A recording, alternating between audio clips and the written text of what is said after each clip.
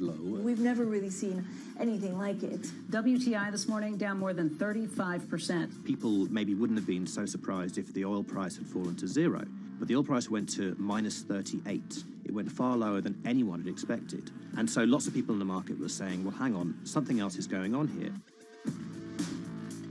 A couple of months later, I started to get wind through a kind of network of sources that a tiny firm in the outskirts of London had made a huge amount of money that day and potentially had some part to play in what happened. The information we got was that 9 traders at Vega Capital London had made in the region of $660 million in one day. As a group, I think they made as much money in one day as Apple makes from its international sales in one day. I mean, it's an insane sum of money. Did they pull off a fantastic trade? Did they predict the way the market was moving and get it absolutely right? Or was there something else going on, and had they actually done something that breached market rules in a bid to sort of push the market? And that investigation is ongoing.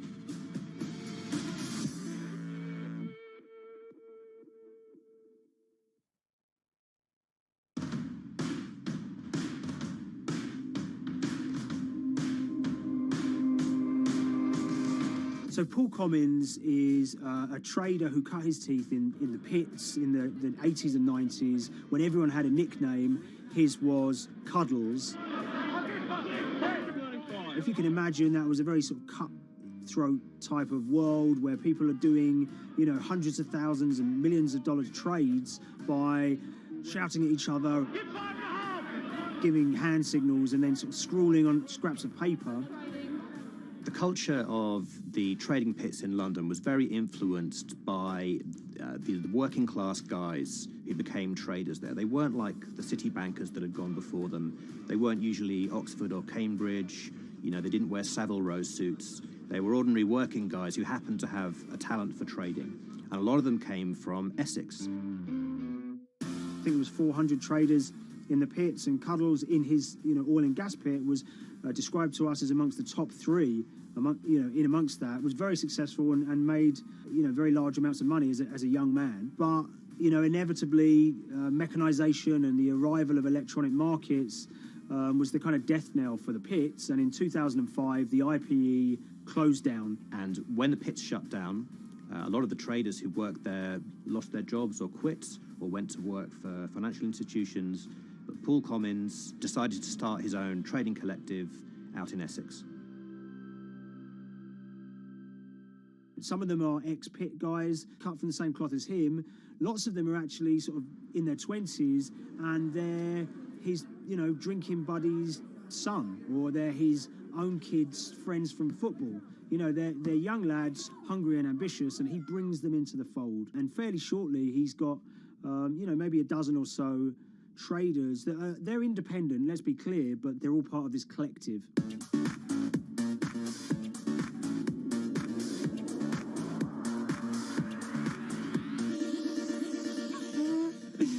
Yeah, I'll let Liam deal with Essex.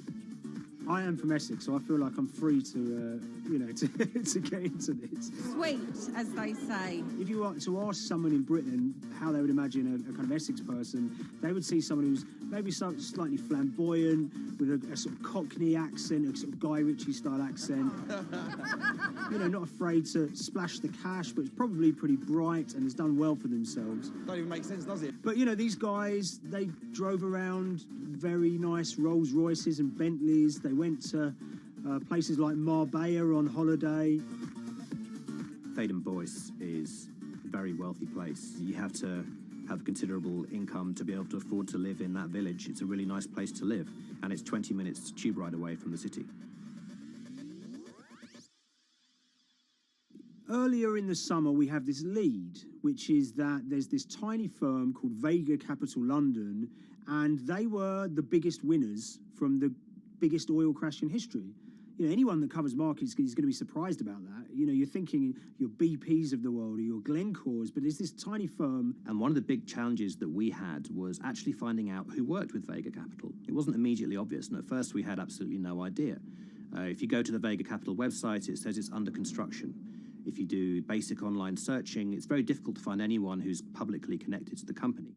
So inevitably, we're incredibly curious at this point. Like, who the hell are these people? The more reporting we did, the more it became clear that this group were connected socially as well as professionally. They went to weddings together, they played golf together, they would go on holiday together. We found out that a number of them were members of the West Ham Supporters Club in London. A few of them started companies together, so you could see all the connections between them and start to see a distinct group emerging. And it really just was this kind of shock that, you know, this wasn't just like a hedge fund or a firm you'd never heard of. This was actually a group of buddies who all had the same experience on this day and had all made a huge amount of money. So if you're an oil trader, there's a number of different ways you can trade, and probably the most popular is WTI futures contracts. And it's basically a contract that says, I'm going to buy 1,000 barrels of oil from you at this point in the future, or I'm going to sell 1,000 barrels of oil to you at this point in the future. It's actually just a financial contract to gamble on to predict whether oil is going to go up or down. On the 20th of April in Essex, there had been signals for a while that this was going to be an exceptional day in oil markets. And we know that some of them arose early and started their trading in the early hours of the morning while it was still dark outside. Essentially what they were doing is buying contracts that gave them an obligation to buy oil at whatever the price ended up at 2:30 p.m. So they're basically placing a bet that oil is going to fall throughout the day. But they're simultaneously selling lots of oil as well. And whether they make a profit and how much profit they make is the difference between what they buy the oil for and what they sell the oil for. Now, of course, we now know throughout April 20th, the price dropped and dropped. So this is going very well for them. You know, they are committed to selling oil at these prices, and the prices are continuing to fall, which means they're going to be able to offset it and buy oil at cheaper at the end of the day. Now, once it gets to kind of 1:30, 2 p.m., that's when things start to get really interesting. Suddenly there's a kind of influx of buyers and sellers, you know, as desperation increases in the market and trading volumes go up. Now at 2:08 p.m. exactly, something bizarre and unprecedented happened, which is that oil passes into negative territory. And it fell to a record level of minus $38. We've never seen anything like it, period, in terms of the contraction of the global economy. That huge gulf between what they were buying the oil for and what they were selling it for enabled them to make more money than they ever thought possible.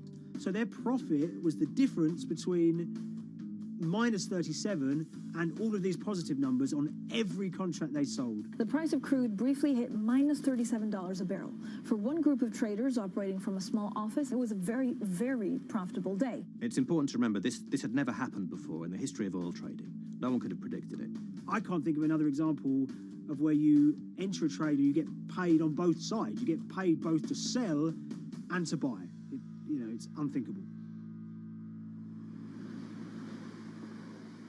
One thing we know about the Cuddles Trading Arcade is that they were very comfortable taking large risks. And, you have to be clear, this was a large risk. Yeah, we spoke to oil traders, both people that know these guys and people that don't, and they all say that this is, incredibly risky. And that's actually what stops a lot of oil traders doing trading like this. They simply aren't willing to stomach the risk. But Cuddles and his friends were. So when the kind of final calculations came down, the group of the 9 most profitable traders made $660 million or thereabouts between them. I mean, if you can imagine, I think 3 or 4 of them made in excess of 100 million each. One of the astonishing things about this trade is that 2 of the individuals who made more than $100 million in a single day were in their 20s. One of them was 22 years old. Only a few years earlier, he'd been posting on his social media about doing teenage stuff with his mates in town and going to see girls and rap music. And here he is a few years later making $100 million in a single day's trading. When me and Liam discovered that, we couldn't believe it. We couldn't believe what we were seeing.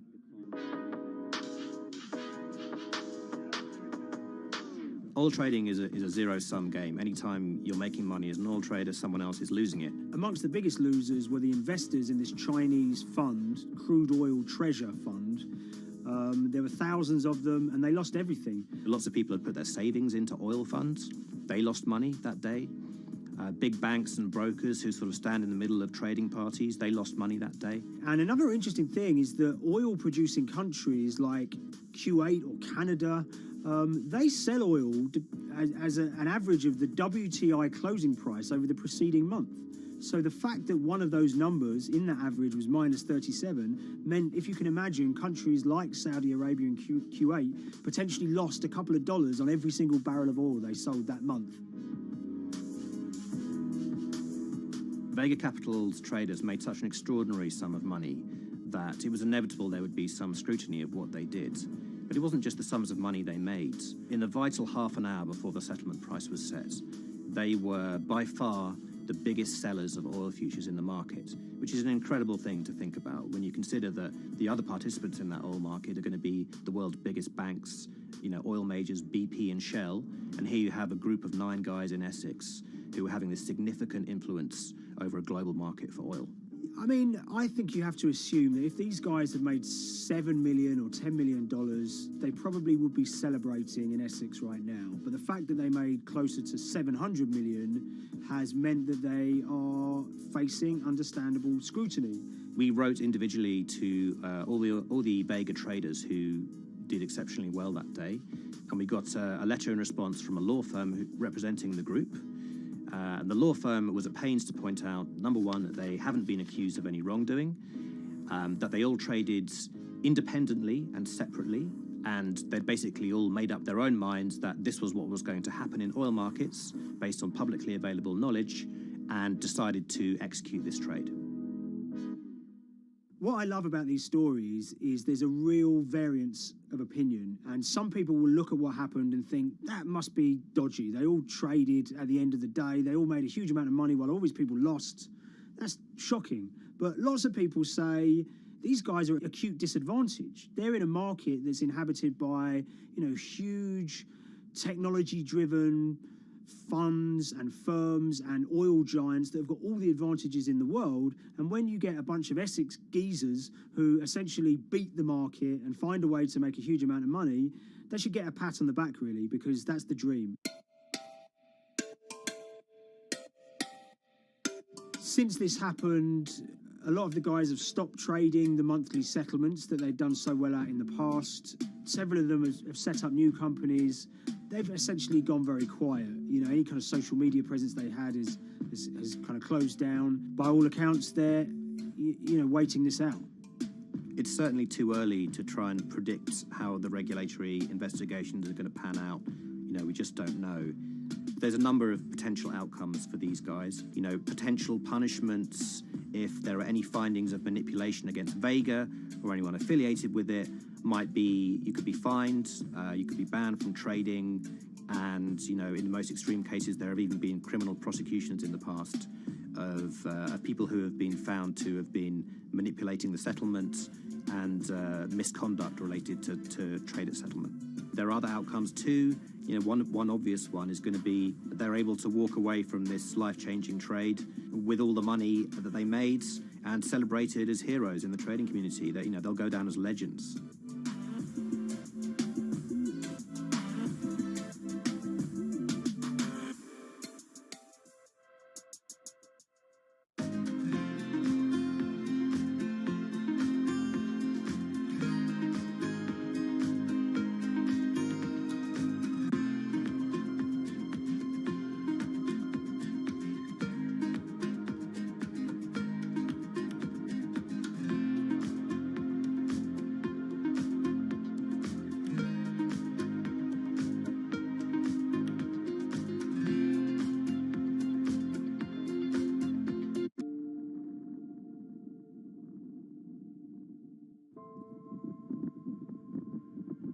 It's very important, given the nature of the climate crisis right now, for the general public to have an understanding of what progress is or is not actually happening.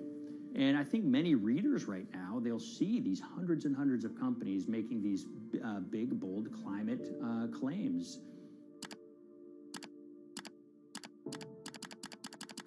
And they would be forgiven to think that, we're well on our way to meeting the emission reduction trajectory we need to be on. And the reality of the matter is we're just not on that trajectory. And a key reason for this sort of disconnect is the use of offsets that aren't doing what they claim to be doing. we have a massive potential for sort of willful blindness. We can convince ourselves of things regardless of what the facts are. And so that's what tends to happen in these cases. It's not that anybody is setting out to commit climate fraud. They sort of walk themselves into a situation and they convince themselves of one thing, and that allows them to convince themselves of another thing. But at the end of the day, they're doing something that makes no sense at all.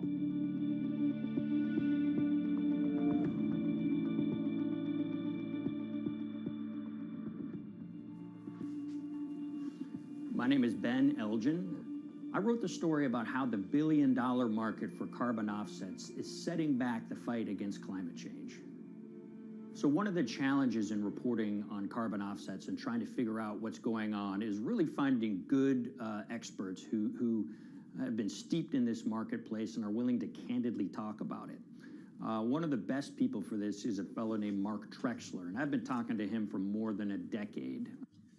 My name is Mark Trexler. I've worked in climate change for the last 30 years. I was actually hired by the World Resources Institute in Washington to work on the first carbon offset project in 1988. In terms of defining a carbon offset, one of the beauties, so to speak, of greenhouse gases, sort of the silver lining of greenhouse gases, when you put up a molecule of CO2 into the atmosphere, it can be anywhere in the planet in 7 days. And therefore, if there's an option to reduce emissions on the other side of the planet, and you can do that very cheaply as compared to doing it in your factory, for example, then why not pay that person, that factory on the other side of the planet to reduce their emissions? Then you are, in a sense, offsetting your emissions, and the atmosphere doesn't really see your emissions anymore. So carbon offsets have been around for quite some time, and they were actually key with these international climate agreements, such as the Kyoto Protocol, which mandated the wealthiest countries reduce their greenhouse gas emissions. The treaty was signed on the 11th of December, 1997. Decided.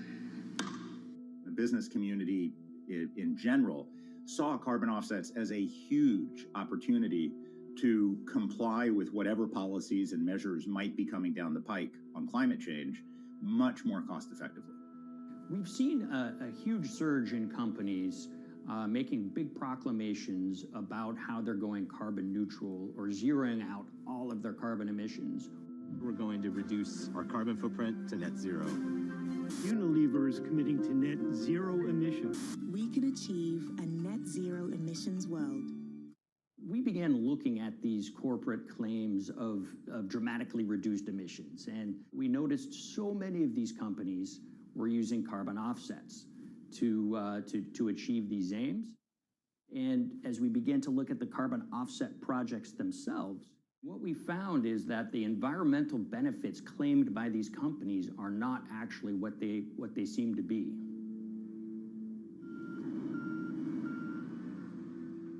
And as we sort of saw and spotted a number of these very aggressive carbon offset projects, which appeared to be generating inflated credits or bogus credits, we saw a number of them were associated with the Nature Conservancy. This surprised us. The Nature Conservancy is the world's biggest environmental group. They have about $1 billion a year in revenues, and they've been around for 7 decades. They've preserved about 125 million acres of land, and they've done so many good works over the years, and they've been very strong in terms of working with corporate partners. The Nature Conservancy has taken a different approach, a very pragmatic and pro-business approach. They will not go out and criticize a big polluter, but they're very happy to work with them. Some might say that, well, that's selling out, but others would say, and those at the Nature Conservancy would say, these companies have deep pockets. They can help fund important preservation work, and we have absolutely no problem working with them on this stuff. So companies are very warm, and they've partnered with the Nature Conservancy for many years. And yeah, it definitely lends a sheen of credibility to these projects. Here's 20 new reasons to visit Disney World this year. 1, 2, 3, 4. If you look at, for instance, Disney, that's a sprawling company with theme parks and cruise lines that burn up diesel fuel. They have office buildings and television studios that consume electricity. So these companies are trying to make major reductions in their carbon footprints, but it's very difficult to change these fundamental ways their businesses operate. So Disney has been a big buyer of carbon offsets that are orchestrated by the Nature Conservancy. One of the projects that they buy from is called Pennsylvania Ridges. And that's a plot of land. Most of the land is actually about a 3-hour drive outside of Philadelphia. Interestingly, this land, 3,000 of these acres, was actually acquired by the Nature Conservancy in the late 1990s. This land was imminently threatened. There was a pending logging contract on this land. So they do what they've done so well for all of these years, which is they go out, they raise money from local philanthropists, and they go buy this land to protect it from developers and loggers.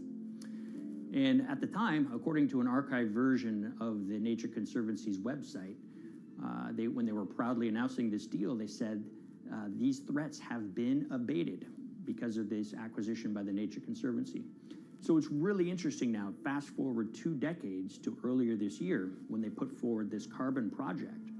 And if you look through it, this land is a key part of that carbon project. And what they're now saying is this land is now, once again, imminently threatened.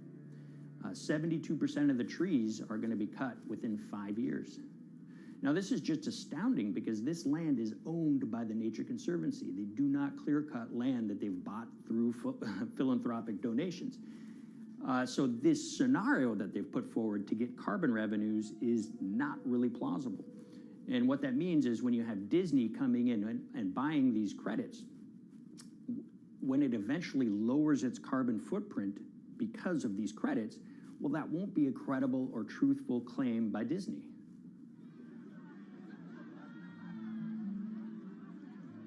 So this is an organization that truly understands the threat of the issue of climate change and is wanting to do its part to address this. However, in this situation, it just appears their drive, which they've had for decades, to increase the amount of revenues that it can use for land preservation work. Nature Conservancy and many others see that carbon credits as a pot of money that they can tap into to further their own benevolent aims. But unfortunately, what this has resulted in is claims of climate progress that just aren't really happening. So the Nature Conservancy defends vigorously these deals, and they and others will say, look, our projects are just following the rules that these registries set up. So some would also put some of the blame on the registries themselves because they're setting up the rules which allow these vapid projects to get up and sold. So we've reached out to all of the companies we mentioned in this story, including Disney. They didn't want to be interviewed for this story, but they all told us that, look, we have to rely on the experts out there, and those experts, they say, are these carbon registries that have been set up. Most of these Nature Conservancy deals are set up and sold on this exchange. It's called the American Carbon Registry. Now, it's the oldest of these registries that allow voluntary carbon credits to be sold. They've been around since 1996. What these offset registries do is they set up rules, and any carbon offset project has to follow those rules. But there's this tension that's always there. If the rules are too strict, then it's going to be very hard for carbon offset projects to get up and running. So there's this balance going on. Connection lost. The registries want rules that attract projects, but they don't want it to be so strict where it will disincentivize projects from getting listed. One of the challenges with designing carbon offset systems is that there are normally 2 people at the table. You have buyers and you have sellers. And to some extent, you have policymakers, but you know, the buyers and the sellers are really the ones with the expertise, with the incentive to really participate hard, make a lot of things happen. And the challenge there is that both of them sort of want the same thing. or they're both happy with the same thing. They're happy with low-cost offsets and a lot of them, because that works for their business model. You end up, though, with nobody really representing the atmosphere, so to speak. Nobody's really representing the climate in those discussions. And so the policies end up biasing the whole system. And you end up in sort of a race to the bottom. And that's what we've seen happen. You know, when it comes specifically to the topic of carbon offsets, I am a fan of carbon offsets in the sense that they can help mitigate climate change. They absolutely can. But, you know, if we're not going to do it correctly in a way that actually does help mitigate climate change, then it's nothing but a distraction. And, you know, after 30 years, you have to start wondering, is it really just a distraction? And that's really unfortunate, but that's where we are. Ultimately, what needs to happen is systemic change. You know, we're sort of nibbling around the edges with some of these different things. We need to change how we produce energy. We need to change how we transport ourselves. We need to change what and how we eat. You know, we need systemic change associated with transitioning to a low carbon economy. A lot of what we're doing today is not promoting systemic change. It's sort of trying to stick your thumb in the dike to preserve the current system. And at the end of the day, that can't really work.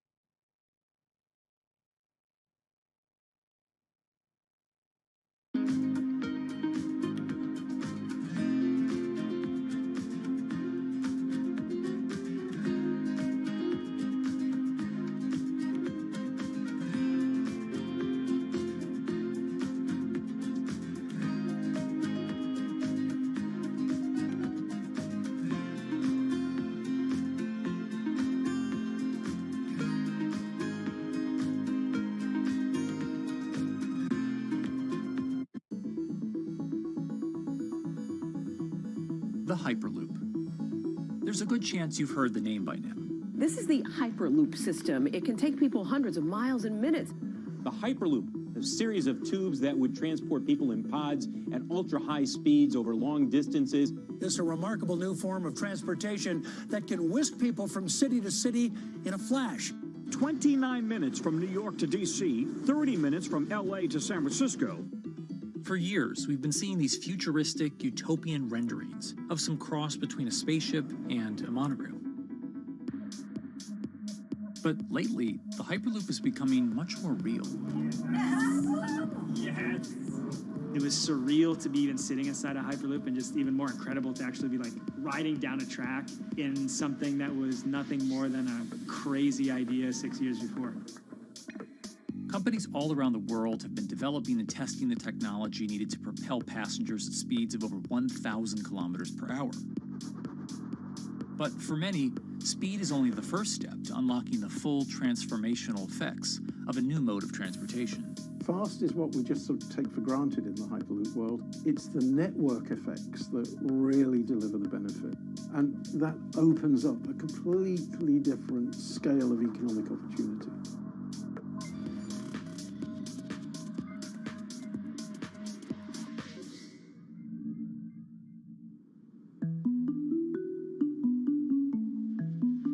Planes, trains, automobiles, and boats for getting around Earth. But what if there was a fifth mode? And I have a name for it, which is called the Hyperloop. The Hyperloop? Hyperloop, yeah. In 2013, while riding high on the growing success of Tesla and SpaceX, entrepreneur Elon Musk released a white paper outlining the basic framework of the technology he called Hyperloop. The basic idea goes a little something like this. A tube reduces the air pressure to a near vacuum-like environment. A Hyperloop pod is then suspended in the tube, usually by magnetic levitation. The whole pod can then be propelled forward. Because there's no traditional friction sources like air resistance or rolling friction that would push back against the pod, the Hyperloop is able to move at incredibly high speeds and do so fairly efficiently. Despite its futuristic name, however, the general concept behind Hyperloop is actually pretty old. In fact, New York City's first attempt at an underground public transit system in the 1870s was based on a similar principle. The pneumatic transit system was short-lived, however, only stretching one block and topping out at a rather leisurely 10 miles per hour.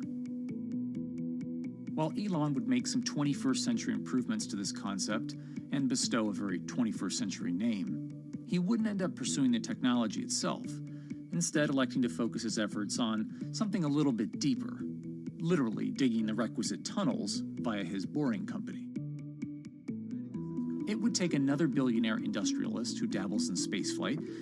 No, wait, not that one. Yeah, that's the one. After Richard Branson would make a large investment in the company Hyperloop One, it would be renamed to Virgin Hyperloop. What we've always been trying to do as a company is show that this technology could work, that it could be made safe, and that ultimately it's something that's happening in the next couple of years, not the next 20 years. Josh Geigel is the co-founder and CEO of Virgin Hyperloop. In a familiar tech startup story, he's seen the project go from a garage to a large-scale testing facility outside of Las Vegas. So we started building the first kind of Hyperloop system in 2016. We've done a lot of work, about 500 tests that we've done on that over the last 5 years. And what we realized that we need to do is take that technology, show that it can be commercial, so drive the cost down, improve the efficiency, improve the performance. But the key thing is actually making it approachable and safe for individuals. In order to do that, Josh, along with Virgin's head of passenger experience, Sarah Lucian, bravely volunteered to take the inaugural ride.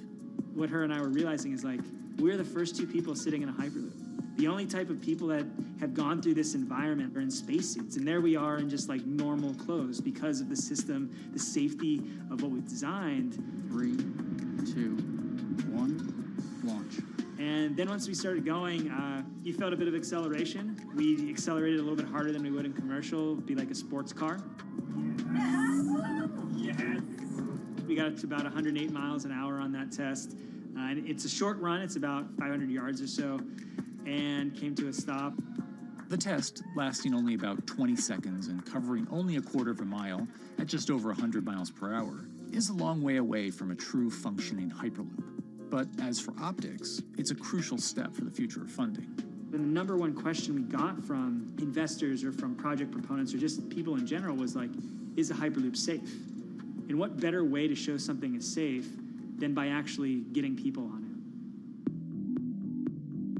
But convincing investors and governments that would likely be fronting some of the construction costs for an unproven technology is no easy task. First and foremost is the question of safety. Most people don't know how an airplane works, but yet they get on an airplane. They get on an airplane because, it's faster than driving, and most importantly, they've probably gotten off of one before, they've seen someone get off of one before. And so what we set out to do was actually show that Hyperloop could be safe with two normal people, not astronauts, not adrenaline junkies or test pilots or anything like that. Two normal people getting on a Hyperloop, and then most importantly, those two people getting off.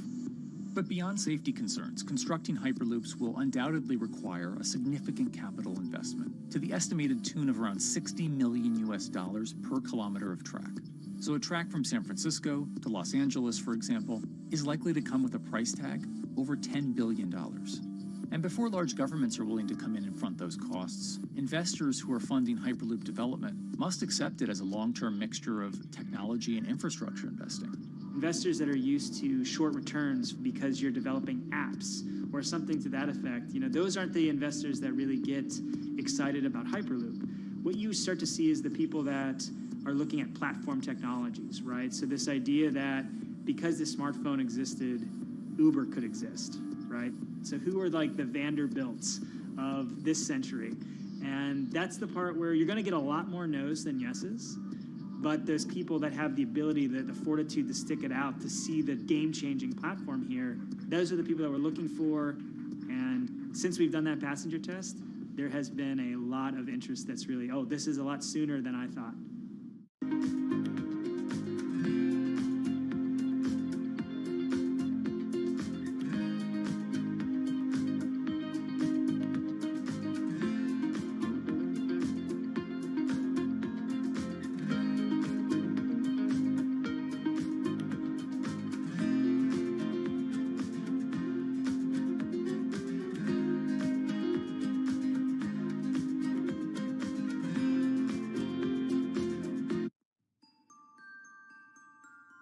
Envisioning the ripple effects of what Hyperloop could achieve, though, is fairly challenging at this stage of development. It's fast, yes, but for point-to-point travel, traditional maglev trains can move pretty fast as well. And outside of China, South Korea, and Japan, even those haven't seen much adoption elsewhere due to the high costs and questionable profitability. The Shanghai line in China, for example, loses around $100 million every year. Hyperloop companies, however, believe they can offer something different than traditional railway lines.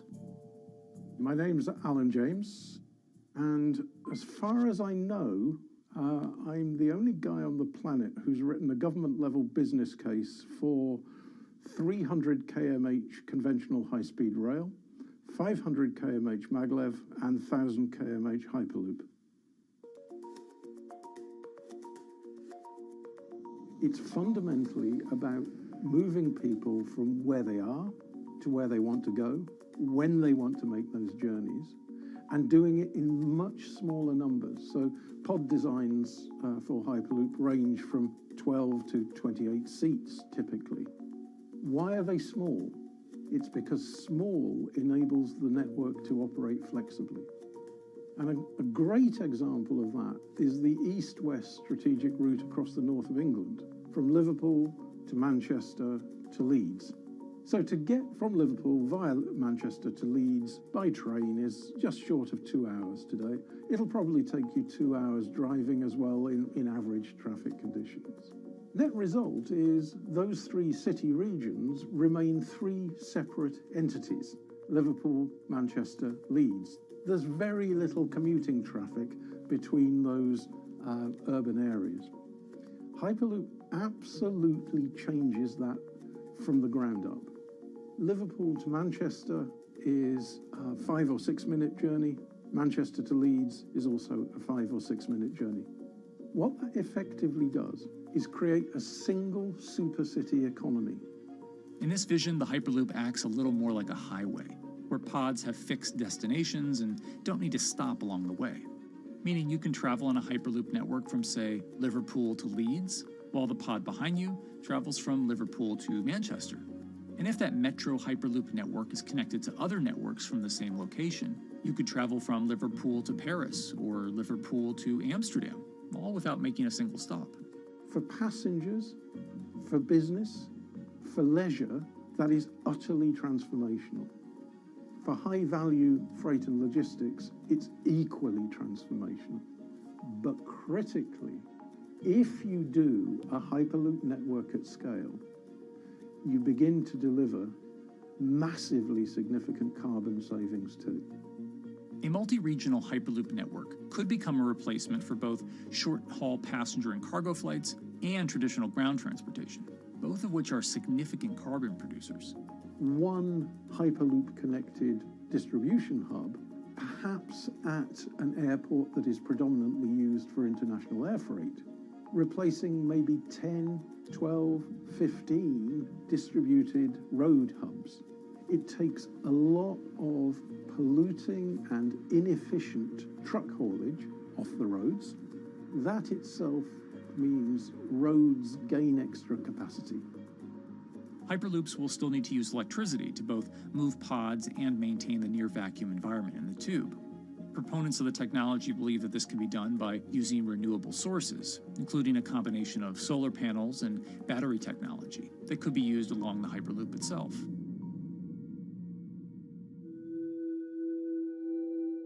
But even with all multipliers of time and carbon emission savings that a Hyperloop network may provide, the investment capital required to actually build such a network becomes even more economically and politically daunting. Committing doesn't mean spending billions on day one. Committing means, how do we phase it?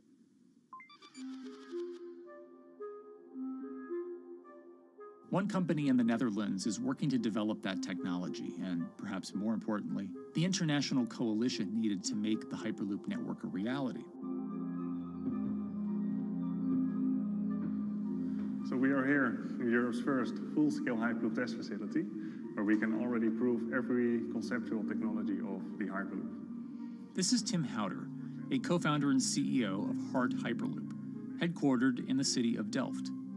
And while this testing tube might not seem as large as others, inside is a key technology to create the on- and off-ramp type infrastructure of a Hyperloop network.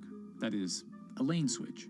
That's something we can already test here. You can actually see it here, that the track is diverging from one track into two. That makes it possible to eventually split up the Hyperloop track in two sections. And in that sense, you can create a complete Hyperloop network. That in the end will make it possible to travel, for example, over a whole continent. And take Europe, for example, with the same ease as you can now travel with a metro in a city. The nice thing about this magnetic levitation system that we've developed is that there's absolutely zero moving components in the track. So for example, if you have to do a lane switch, all you do is that the tube basically splits up, and statically the tracks also split up. And whenever the vehicle enters a switch, it either pulls itself to the right with its magnets, or it pulls itself to the left with its magnets.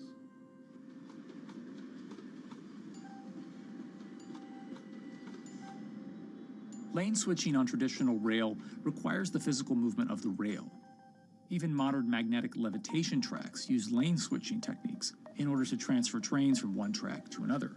And this is a very crucial element, because this is the thing that limits the capacity and, in the end, the usefulness of the rail network.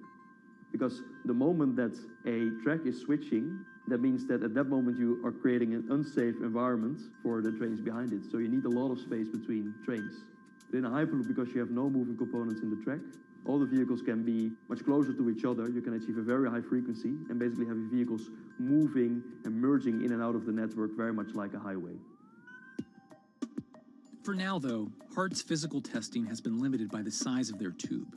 Because the test track is only 30 meters long, they haven't tested this lane switch at speeds greater than 20 kilometers per hour.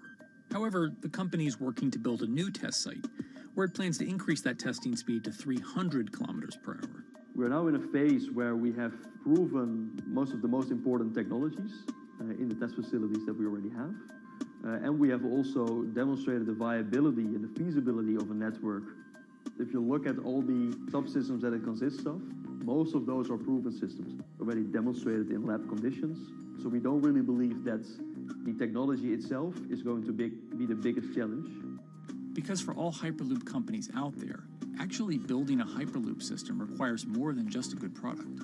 We're talking about the safety aspects, we're talking about integration into the environment, we're talking about the social aspects. Do people feel comfortable traveling in such a system? So it's about all these different aspects. And the complexity is really getting all the different stakeholders that are relevant and that do need to contribute to bring this to market, to get them all following the same roadmap.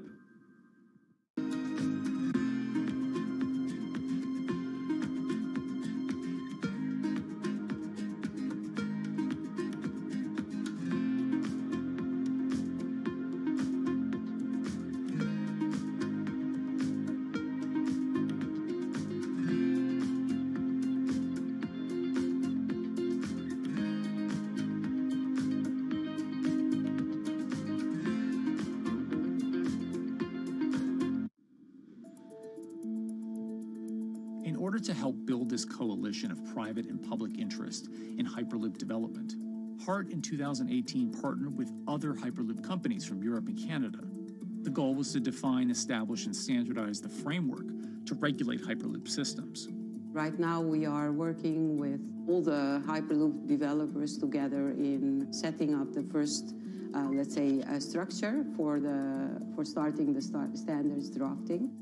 One of the most important goals for HART is interoperability, which is essentially making sure the different systems can communicate with each other.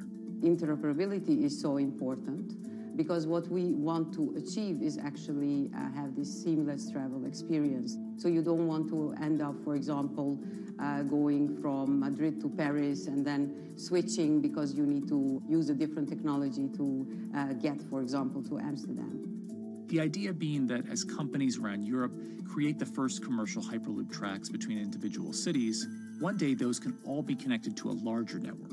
Everyone that believes that Hyperloop is a future transport system also realizes that there is a need to have this network because that's where Hyperloop thrives.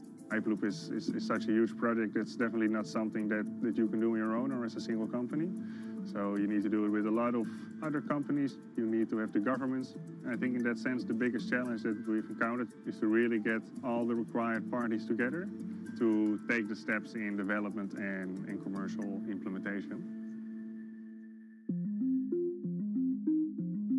HART's next plan is to build the European Hyperloop Center, an open testing facility which will include a 2.6-kilometer test track.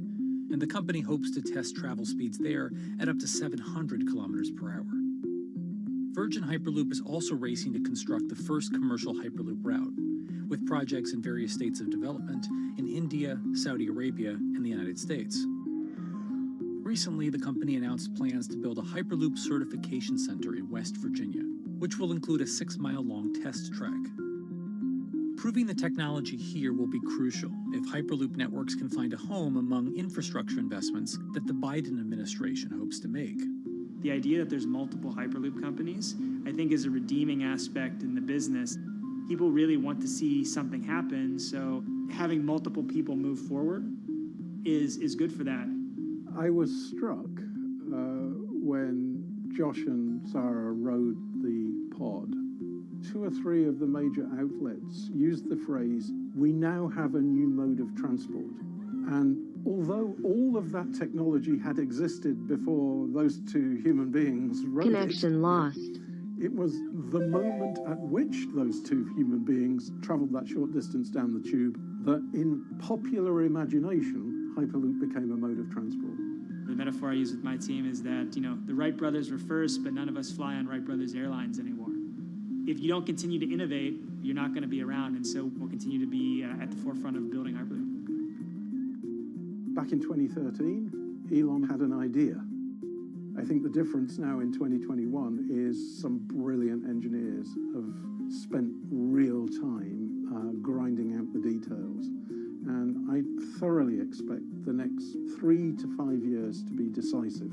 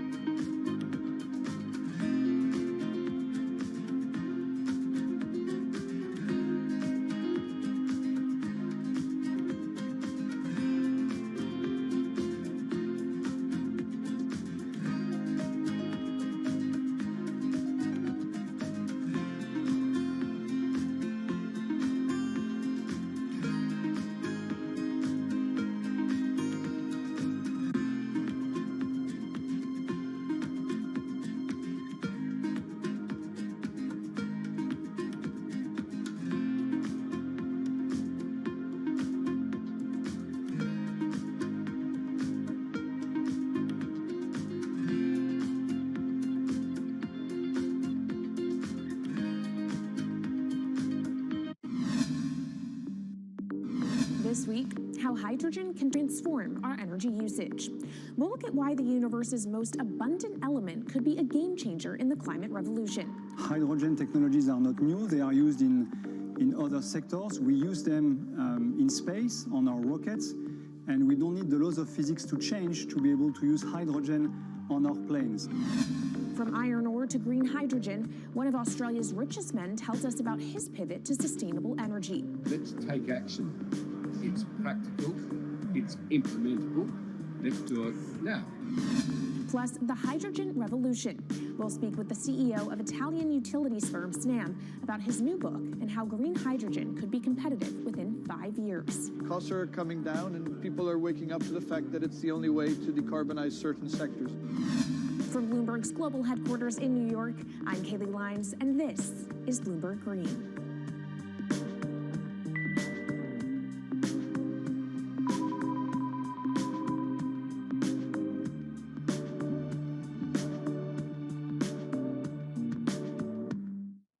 It's a new year, so here at Bloomberg Green, we're highlighting new solutions in the fight against climate change. And one of those is as old as the universe itself, hydrogen. It's the simplest element around, but could well be a game changer when it comes to turning around our dependence on fossil fuels. Today, hydrogen is used in the chemicals industry to produce petroleum products. It's also starting to be used in steel production, an industry under a lot of pressure to decarbonize. But it has far more uses as well, from powering cars to heating our homes. And Bloomberg New Energy Finance sees a seismic shift in the sector in the next 10 years as green hydrogen squeezes out dirtier alternatives. So-called gray hydrogen dominates today. But as renewable electricity gets cheaper and more accessible, so will green hydrogen. In this week's edition of Bloomberg Green, we'll explore what this push into hydrogen means for tackling climate change. We'll hear from Australian billionaire Twiggy Forrest about his pivot from iron ore to hydrogen, and we'll also speak with the CEO of Italian utility company Snam about his book, The Hydrogen Revolution. But first, what are we using hydrogen for? And why does it actually matter? Christine Lee Edwards explains. Hydrogen, the most plentiful element in the universe.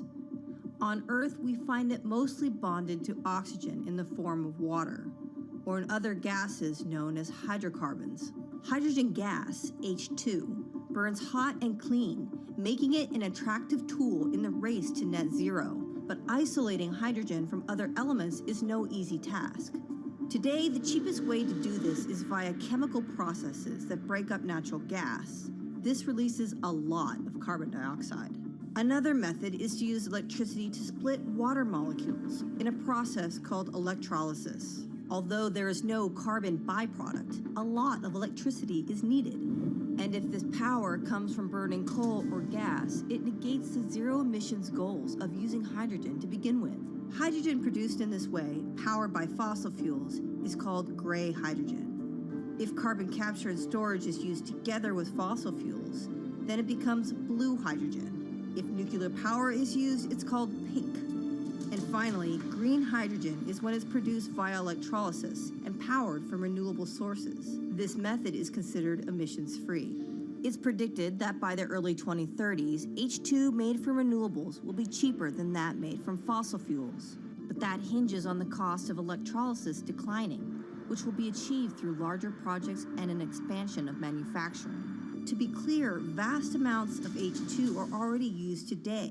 Global production in 2018 totaled 117 million metric tons. This hydrogen is mostly used for its chemical properties, not as a source of energy, and very little of it is clean. Some sectors like steel could start using hydrogen for these chemical properties, replacing coal.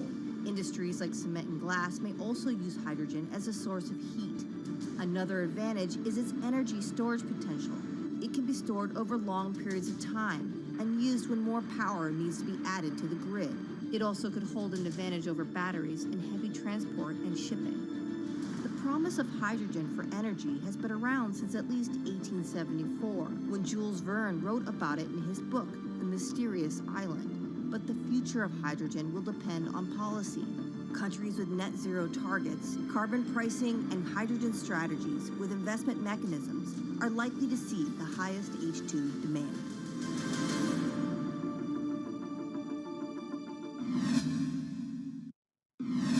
Bloomberg's Christine Lee Edwards explaining what hydrogen means for the energy transition. But how are businesses approaching the sector? Well, one of Australia's richest men is making a big play into hydrogen. Andrew Forrest, better known as Twiggy, made his fortune from iron ore, being the chairman, former CEO, and major shareholder in Fortescue Metals, one of the world's biggest miners.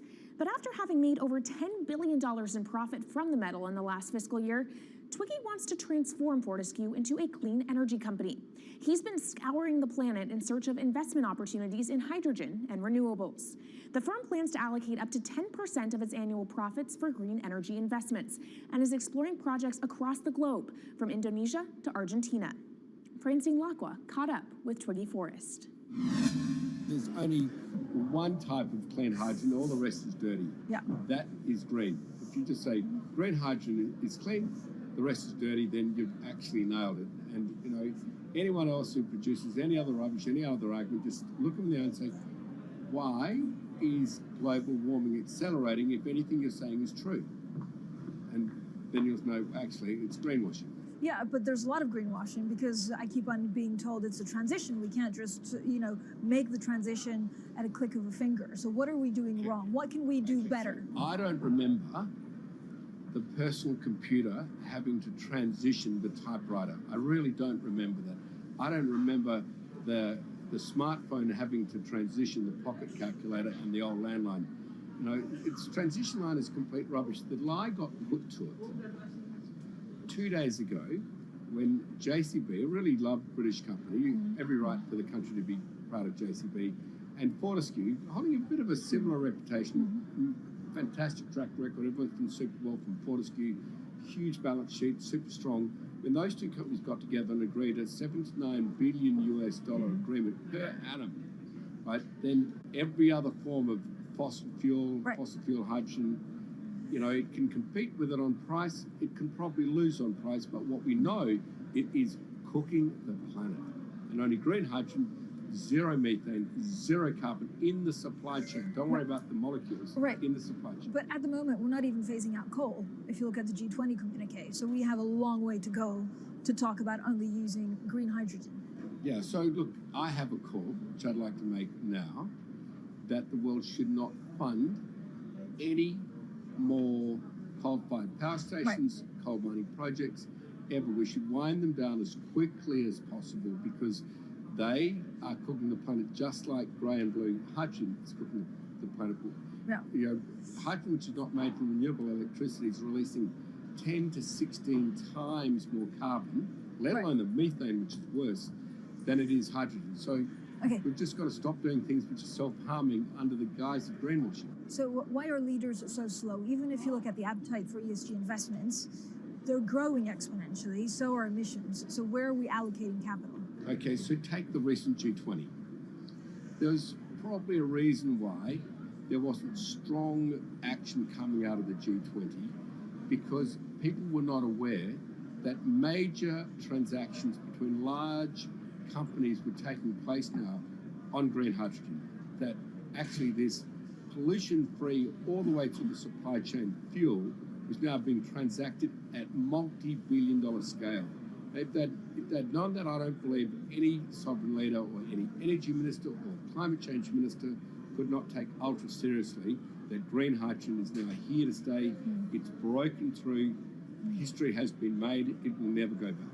Okay, what is the one thing that you would tell leaders today and business leaders? How do we transition faster than what we are now because we're at real risk of missing our targets? Oh, so that's really simple. You stop funding, you stop subsidizing, you stop using money into fossil fuels. It could be carbon sequestration, it could be fuel rebates, could be anything. Hundreds of billions of dollars getting ashed while we ash the planet on fossil fuel subsidies. Because we haven't had that renewable electricity, we haven't had that green hydrogen, we've kind of been pushed down. It's all sorts of excuses. Oh, it'll never be commercial. It'll never be supplied in the quantities we need it. You know, blah, blah, blah. Now we know, let's take action. It's practical. It's implementable. Let's do it now. Okay, if we do it now, is there going to be a shock to the energy system? Is there going to be a shock actually to economically? And is it worth, not talking about transition, just going from A to B? Yeah, it's a fantastic question. A to B is the solution. Let fossil fuels do what fossil fuels do. Just burn their coal, burn their oil, burn the gas. At least they're pumping up carbon and methane into the atmosphere, honestly. Well, not that honest because they don't measure methane, which is 90 times worse than carbon. But at least the carbon is being done honestly. Encourage the green hydrogen sector to come in really fast. Okay, it's there. There's renewable power all over the world. We now know how to make electrolyzers much cheaper, like 25% of the original cost. We know how to do that now. We don't have an excuse to get into it. Does it need to be cheaper than oil and fossil fuel for it to be viable worldwide? Well, right now it is. Okay, so let's just swallow that bit of financial data. Right now it is cheaper, and it's getting more cheap. It's the only fuel you know of which is declining in value. You don't have enough of it, right, to power the world. Yes. That's only because we haven't had policies to support it. If we had policies to support it 5-10 years ago, it would be everywhere. You'd see the global warming budget start to come down. Yeah. Now, we've got 5 or 10 years to make a huge difference. I need policy leaders all over the world to appreciate now, okay, big business is transacting with green hydrogen in multi-billion-dollar agreements. We now know it's here and it's here to stay. Let's spread it everywhere. Coming up on the program, the hydrogen revolution. We'll speak with the CEO of Italian utility firm Snam about his new book and why he thinks green hydrogen will be competitive in just 5 years. Plus, how are airlines working to become more sustainable? We'll look at how Airbus plans to step up in the climate fight. This is Bloomberg Green.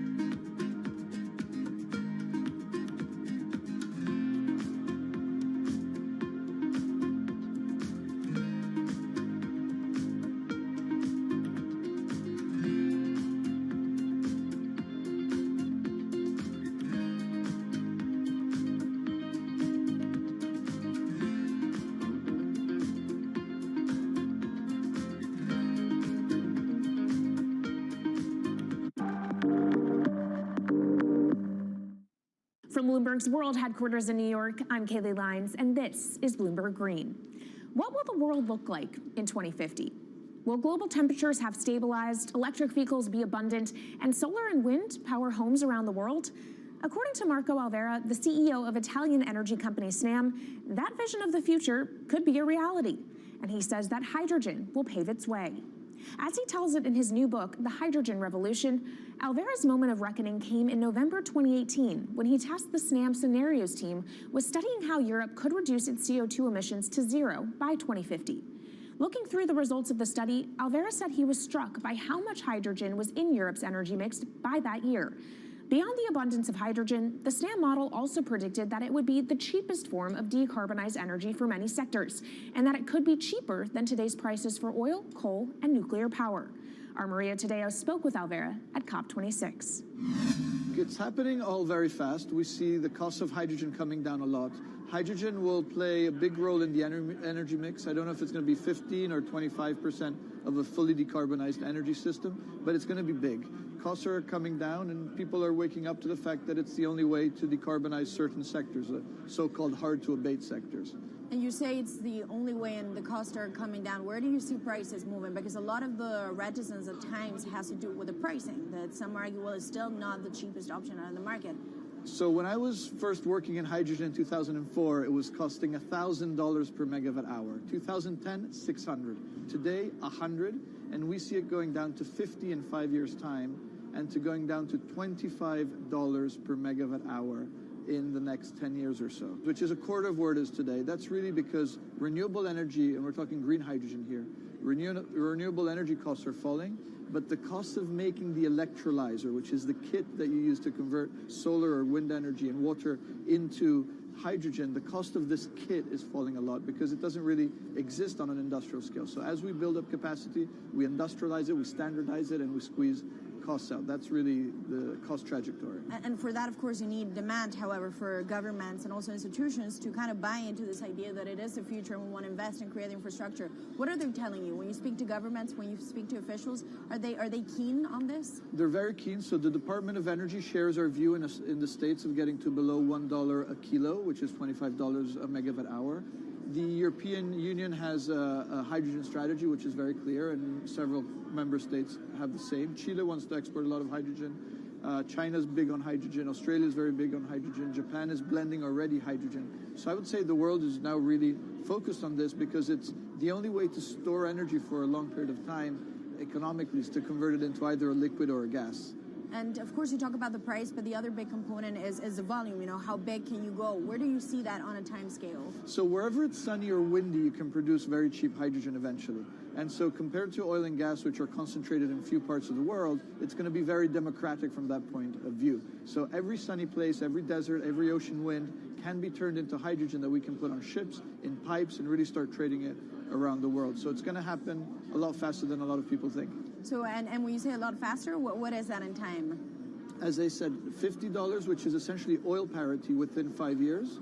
And then, depending on how quickly we ramp it up after that, we could get to $25, which is coal parity before the end of the decade. And in big scale. In big scale, because once you get to coal parity, that's the only way we're going to get China and India to stop burning new coal. We have businesses in China and in India, and I see a lot of hydrogen development, a lot of renewable development in both countries. The India announcement was incredibly strong on 2030. Some people were upset about the 2017 net zero deadline, but when it comes to 30, he announced a big commitment to get to 50% renewables. Were you surprised by it? I was surprised that they would make it so explicit, and even the net zero is a big thing for them. And so I think it will happen faster than 2070 because of the falling cost of renewable and hydrogen. India's burning 80 gigawatt of oil, of diesel, to keep the lights on. So there's an immediate opportunity there, and we're very interested in working in that country. And with regards to China, perhaps the fact that we haven't really seen them active, I guess the diplomats are working on this, but we haven't really seen the leadership. It's going to be technology, it's going to be industry. I think China has committed to a net zero, which is very important. At the G20, China was clearly behind the 1.5 degrees. So I think a lot has been achieved between the G20 and COP, and I think what's really important is to see in the coming years how quick. It's in our hands to make part of this happen in 5 years, or it could otherwise happen in 15, 20 years. It's about building the project. The capital is there. We saw how many trillions of dollars are already committed. What's missing is really the projects, and that's where companies like us step in. Marco Alvera, CEO of SNAM there, speaking with our Maria Tadeo. Let's turn now to the aviation industry. It's a big contributor to global greenhouse gas emissions, and it's under pressure to change that. In October, the International Air Transport Association, a trade body representing airlines, approved a target of achieving net zero emissions by 2050. To achieve that, many airlines in the US and Europe are looking to buy sustainable aviation fuel made from renewable sources like used vegetable oil. Initiatives like these are pushing plane makers to come up with some radical new aircraft that will eventually cater to our growing appetite for travel without hurting the environment. We took a look at how Airbus, the world's #2 aircraft manufacturer, is stepping up to the challenge. how long until we can fly emission-free? Airbus says it's more confident by the day it can be done by its 2035 target. Airbus's CEO spoke about its ambitions for hydrogen-powered planes at the company's summit in France. The physics works. Hydrogen technologies are not new. They are used in other sectors. We use them in space on our rockets, and we don't need the laws of physics to change to be able to use hydrogen on our planes. So every day we become more confident, but we think we need to have a plane, we need to have the right fuels, the hydrogen available in the right quantity at the right place at the right time, and we need the regulations to be ready. So we really need the work and the collaboration of many people around the globe to make it happen on time. But it could be a long wait until green passenger jets go mainstream. Larger aircraft with more than 150 seats are not expected to feature globally until about 2050. That means manufacturers and airlines today are under growing pressure to ramp up short-term innovations to cut their carbon. In the long term, meeting the ambitious plans for so-called green hydrogen means building a giant industry almost from scratch. To make that happen, British airline EasyJet is among those saying governments need to get involved and fast. Aviation's emissions over the last 3 decades leading up to the pandemic grew by about 80% to over 1 gigaton, and that's projected to double by 2050. According to Bloomberg NEF, about half of the airlines with the largest global market share have set net zero targets by that same date, nearly 3 decades away. Coming up, from blue sky projects to the bottom line, we'll speak with our Bloomberg NEF expert Meredith Annex and dig into their models about how hydrogen fits into the future energy mix. This is Bloomberg Green.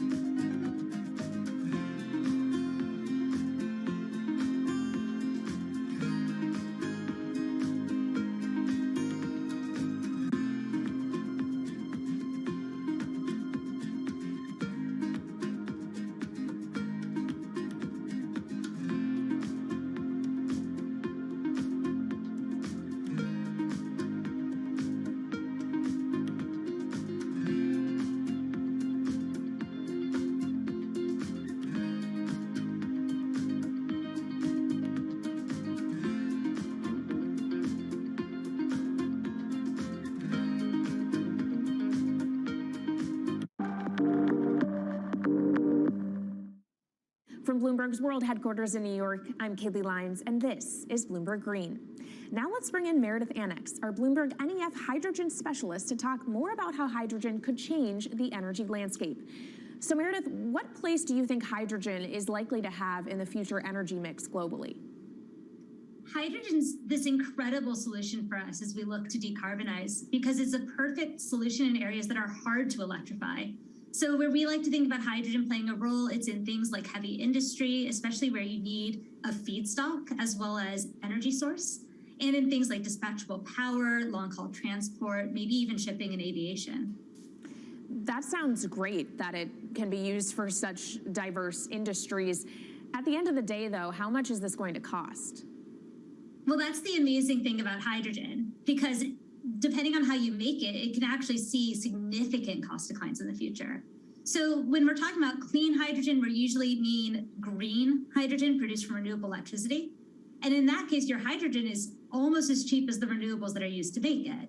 So if you're in a place with really good renewable resources, you'll be able to have cheaper hydrogen. But even in places with less good resources, we think that hydrogen can be cheaper than $1 per kilogram, which is the price of unabated hydrogen today, and around $8 per million BTUs for those who prefer to think in energy units. And that can be achieved anywhere in the world by 2050, we believe. All right, so let's talk about kind of the pros and cons list. I don't know where cost fits into that, but what are the advantages to hydrogen over other renewables, and then what are the drawbacks? Yeah, main advantage is the fact that hydrogen can serve roles that electrons struggle with. And that's things like seasonal storage, for instance, or just anything where you need storability, where electrons are harder to store, hydrogen is going to be easier. That also leads to a downside, though, because hydrogen is less energy dense than the usual things that we use for storable energy today, like coal or oil or natural gas. So you will need more volume of storage to handle the same amount of energy. Let's talk about the viability as well and how it may differ in different geographies. What is your view on that? Yeah, so for green hydrogen, again, from renewable electricity, really places with the best renewable resources, things like Latin America or the Middle East, even Southern Europe, have really, really good potential for producing hydrogen. And then when you're looking at blue hydrogen, which is produced from natural gas or coal with carbon capture and storage, we do see that becoming more expensive than green hydrogen in the future, especially as renewable electricity costs come down. But that can be a viable option in places like the US Gulf Coast or Russia, where you've got good geological storage for the carbon, as well as ample natural gas that's quite cheap. All right, great breakdown. Thank you so much to our Meredith Annex, our Bloomberg NEF hydrogen specialist. And of course, you can get more from the Bloomberg NEF team on the terminal and online. And they've recently done a podcast called Hydrogen 101 as part of its Switched On series. So from iron ore titans pivoting to cleaner energy to talk of a hydrogen revolution, that's it from this week's edition of Bloomberg Green. We'll be back next week with a deep dive into the state of electric vehicles. And you can keep the conversation going by following us on YouTube, Instagram, and Twitter @Climate. I'm Kaylee Lyons from Bloomberg's World Headquarters in New York, and this is Bloomberg Green.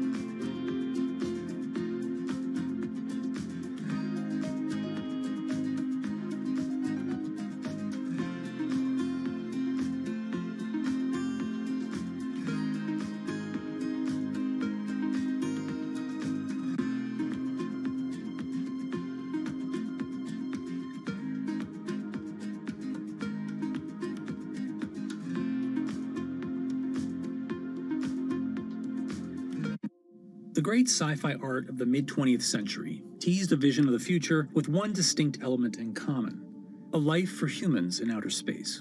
Whether vacationing on an exotic new planet or commuting to the moon for business, space travel seemed like it was just around the corner. Yet here we are, a half-century later, and only about 500 human beings have ever left the bounds of Earth's atmosphere. But thanks to a set of ambitious private companies betting on the promise of space tourism, that long-awaited future could be here sooner than we think.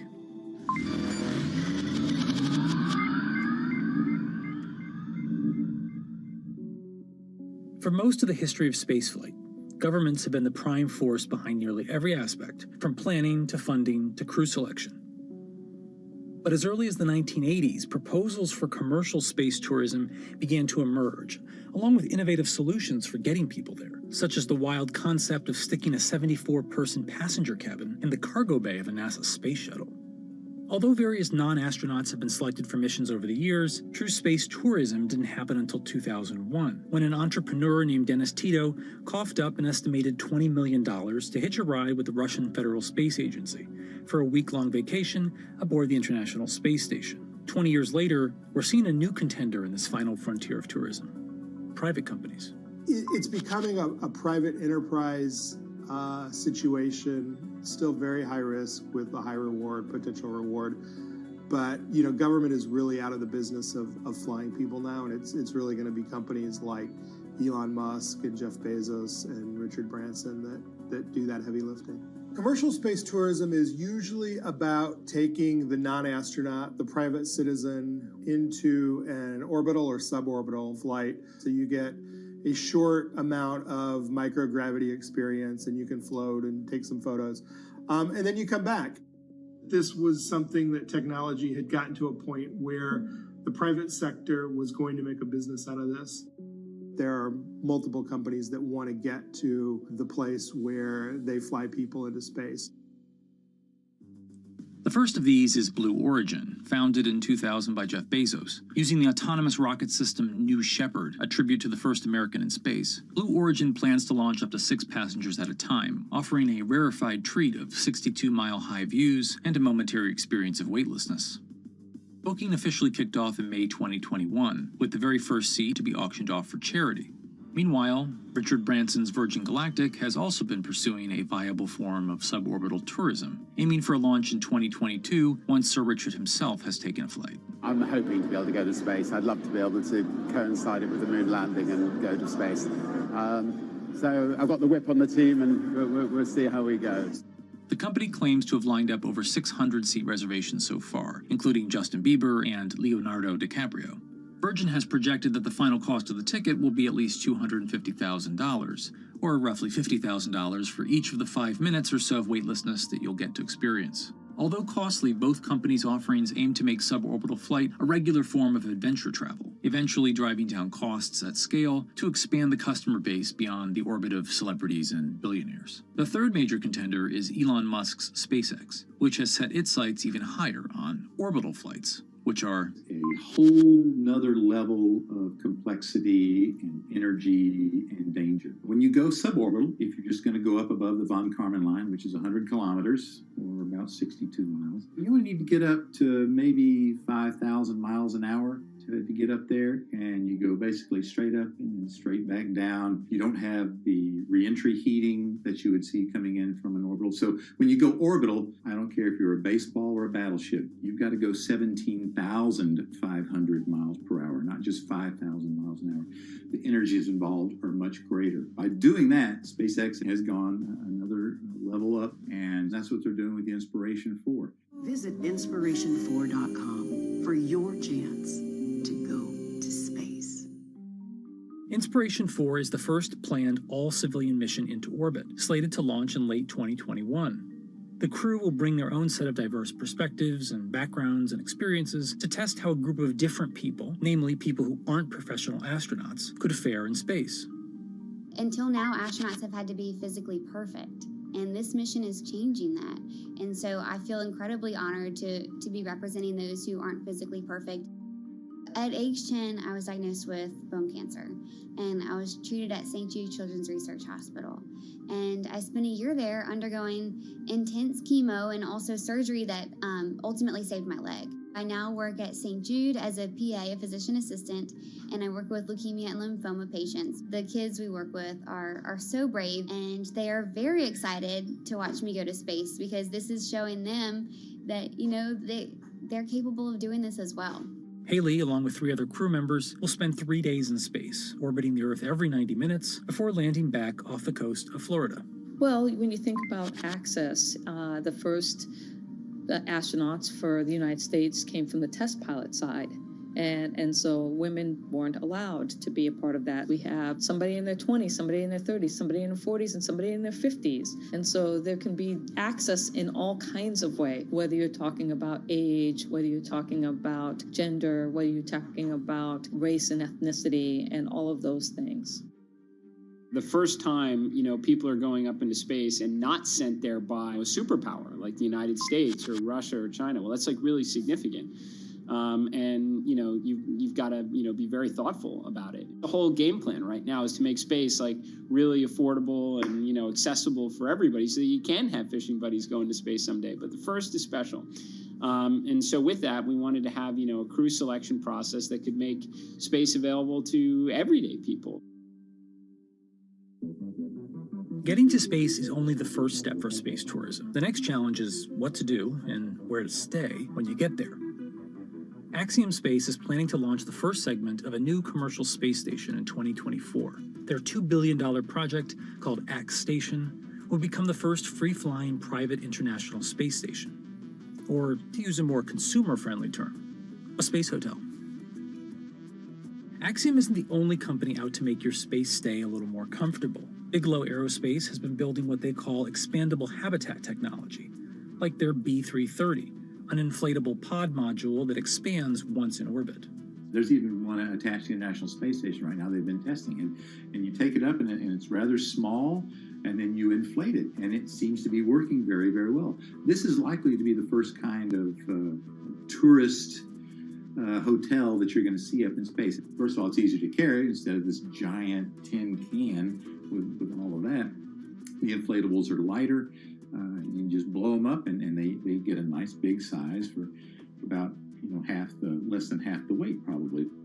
But even as space missions become accessible to civilians, the risks of going into space are incredibly high. And you could die 1,000 ways that we can think of and 1,000 other ways that we can't think of. This is Michelle Hanlon. She's a space lawyer at the Mississippi School of Law, focused on protecting humans in outer space.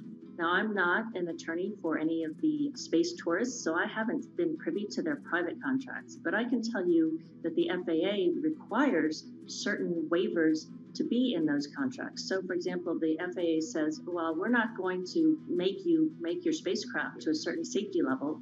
We are going to make you, spacecraft operator, make sure that you inform your space tourists of all of the hazards that you know of. I'd imagine a very long waiver, all the ways you can die in space. And you have to understand that there's health risks, and you have to indemnify the US government if you are launching from the United States. So those are things that we know a space tourist has to sign and has to waive. So now let's go back and think about our space flight participants. The FAA calls space tourists space flight participants. They don't call them astronauts. Why is that important? If you're not an astronaut, there's no obligation to rescue you if something goes wrong. It's a lot of money to set up a rescue launch. If it can even be done, it's something really important to think about, and that difference as we cross this threshold from having astronauts in space to having real people like me in space. And when we are able to make it to space reliably enough, there's still a host of other legal and ethical issues to consider before space tourism can truly take off. There are so many gaps in space law that we are going to have to put in a lot of sort of basement ideas. And so, for example, the Outer Space Treaty is a treaty that offers principles and guidelines for state activities, for the activities of national governments. It doesn't talk about private entities. It doesn't talk about humans in space. So now if something goes wrong, so let's think about all the times hotels on Earth are sued, right? So slip and falls. You step on something in the bathroom, you sue the hotel, and it becomes a private lawsuit. because of the vagaries of international law, if something happens in space, well, boy, you can sue the state that launched your spacecraft, you can sue the company that brought you there, you can sue the hotel, you can sue the individual, you can sue every government related to that, because the way the Outer Space Treaty and the Outer Space Regime have set this up is that anything that happens in space first has to go through a diplomatic channel before you think about suing in a court of law. And so every single slip and fall in a space hotel is a diplomatic nightmare. And so we really need to figure that out before we start sending a lot of people there. You think about human rights in space. Here, we don't think about a human right to oxygen because it's kind of all around us and free. It's not in a space hotel. So what happens if something happens and the oxygen depletes? Who gets the oxygen first? And then, of course, let's not even think about the labor. How do you treat your labor in a space hotel where that person may be there for 2 or 3 years without coming back to Earth? So a lot of things to think about. Space habitats are more likely in the near future to focus on research missions and be a home for experiments that can't happen as easily back on Earth. Space hotels, I think they garner a lot of headlines and a lot of news, but at the same time, that's not the first thing that you're going to see happen. They don't offer the compelling business case, I think, that you'll see from a place that wants to manufacture pharmaceuticals or a new type of crystal or some type of filament or fiber optic cables and other things that you can do in microgravity. The things that are actually, a high value finished good, when you get that back to Earth and you sell it for a very, very huge profit margin, that's what's likely to happen in space, as opposed to having a real estate platform that you sell to a tourist. A space hotel is really interesting, and it will probably happen, but it's not likely to be at the forefront of space commerce. Even if space hotels are right around the corner, don't get too excited about booking a trip in one. It's not a cheap ticket to ride to space, and it's going to be, millionaires and billionaires and that sort. But at the same time, the point was made that in the early days of airline trips, that was also a completely unaffordable ticket for most people. Those people who flew were people of means, and over time it becomes affordable to the masses. And I think that's the goal for all the entrepreneurs in space as well, to get those costs down to a point where it's not $10 million or $5 million or $300,000 ride into suborbital space. When it becomes more like buying a first-class ticket to go to Europe from the United States. So that's the goal, and the question is, can we get to that point? Given the immense operating costs of getting to space, it may be years, if ever, until space tourism becomes a profitable venture for any of these companies. Virgin Galactic, the only publicly traded company of the three, has had a particularly rocky year, initially riding on the momentum of a SPAC deal, but more recently beset by launch delays and major funders, including Branson himself, selling large quantities of their stock in the company. Space is really, really, really hard, and it's an absolute cliche, but it's one that happens to be very true. It's just really hard to do. That's also the reason that you've seen the delays that, Virgin had talked about flying years and years ago. And it became such a crazy point that Richard Branson actually stopped talking about it when he was asked, because it was never going to be when he predicted. But it's not insurmountable. And, investors have stepped up because this is something that is doable. Despite the astronomical dangers and costs of getting to space, it may ultimately follow the course of other once fanciful modes of travel. Wright brothers having, what was by modern standards a very unimpressive first flight, at Kitty Hawk. I mean, you had less than 20 years later, you had your first airborne ambulances being used to save lives. Fundamentally, the world is a more interesting place when people can go and dance among the stars and such. The lure of space is innate. It's in our DNA. It's that exploration bug. We are an exploratory species, and we want to go out there and see what's out there. That vision that I had in 1969 of seeing normal human beings travel into space, it's finally beginning to happen. When you get a bunch of people up there and they can all see it for themselves, that'll create even yet another revolution in how we treat our planet and the way we think about it. So while 2001 came and went without quite looking like Stanley Kubrick's ultimate space fantasy, 2021 might finally be the year we're catching up.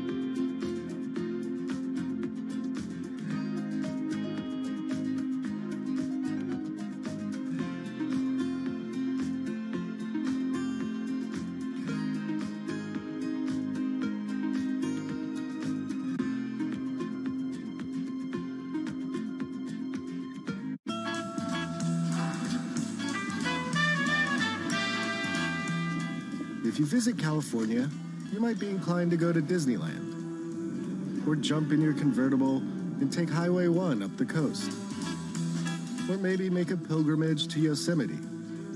All very fine choices. But if you're the kind of person who revels in our planet's extremes, then it's Route 395 that you're after.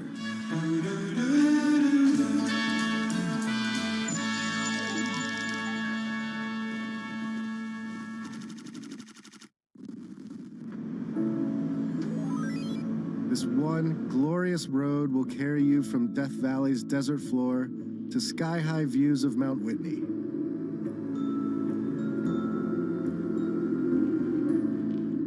You can see the 5,000-year-old bristlecone pines, the oldest living organisms. Or the bizarre tufa towers of Mono Lake. And true to California's boom and bust spirit, you can saunter around the ghost town of Bodie. What a novel experience to find an empty American city where all the businesses are shut down.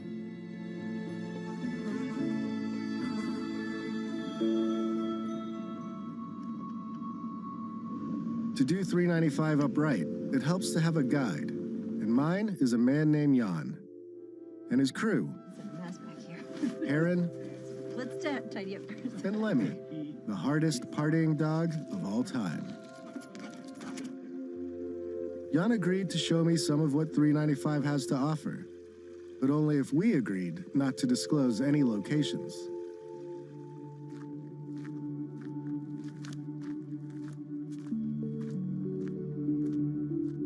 My name is Jan Srostra. I'm an industrial designer out of LA, and I spend a lot of time camping and a lot of time in the Eastern Sierra.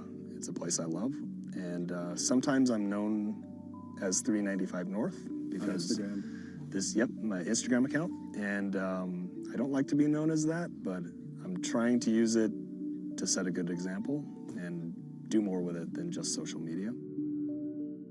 Where did we end up camping? We got here late last night. I wasn't even sure where we are. This is BLM land, right on the outskirts of National Forest, and it's one of my favorite places in the world.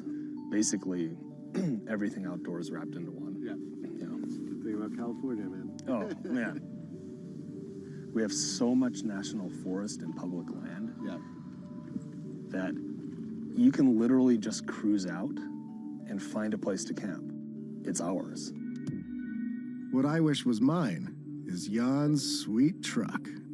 It's a 2019 Ford Ranger. Has about 200 watts of solar in it and a fridge, and has everything that an RV has except for a toilet, but just on a smaller, simple scale. And you drive us around day to day in LA. Yep. And then just roll out when you want. It's my daily driver. Handles great. And then when I'm done with work, I can just bail and go camping. So the camper basically has only what I need. Think of it as backpacking with a car. Yeah. The fridge has a couple compartments. This is just a kitchen box, stove, utensils, and a bunch of stuff. This one has just dry food. Then when you get inside, there's a bed. The bed flips up, so you've got tons of room in here. This awning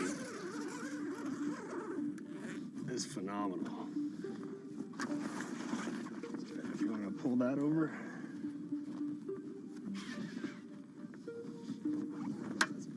That's cool. Let me just pop that up. Sorted. So, home on wheels. Yeah. This is my vacation house. Dude, it's so nice, man. Even with his nomad lifestyle, Jan faces the same big question as the rest of us. Do the internet and smartphones have to ruin everything?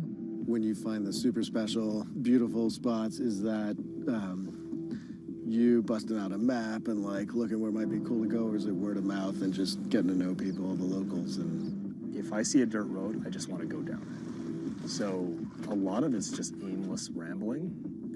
It's a desire to just see something. Check that out. For some reason, it's more fulfilling than getting a recommendation from somebody. Or there's tons of apps and websites now, road trip apps, camping apps. They've proliferated. The knowledge is accessible on the internet, right? I used to fight the geotags, and I would get really pissed off. I'd be like, why are you posting this place? It's gonna blow up, it's gonna get trashed. Now I've realized that you can't fight it. The internet has just shrunk the world. So we're not gonna stop it. We're not gonna stop people from going there. So I'm a lot more focused in conversation now with trying to set a good example. When you go, pick up your trash. When you're pooping out in the wilderness, don't leave your toilet paper on the top. You know, make sure you follow, good steps for leaving no trace. As a thank you for this quick guide to pooping etiquette, we made Jan, Heron, and Lemmy some tacos. And we all took in the night sky and knocked back a couple of drinks. Take that, Apocalypse.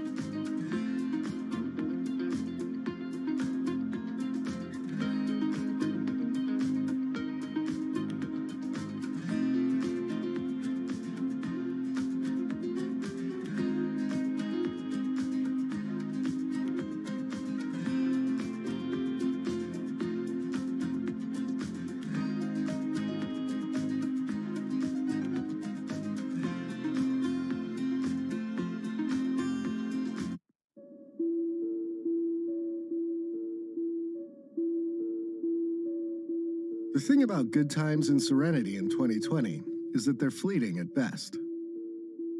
After we split up from Jan and continued on our way, smoke started to envelop us.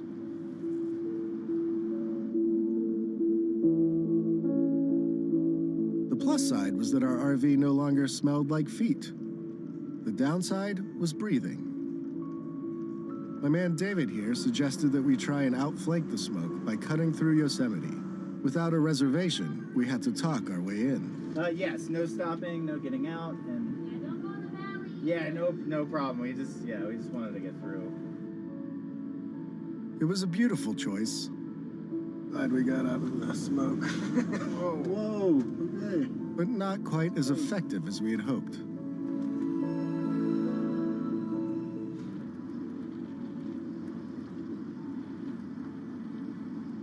Fast forward 4 hours or so, and we had managed to trade the smoky majesty of Yosemite for the smoky, look at it, strip malls of the Central Valley.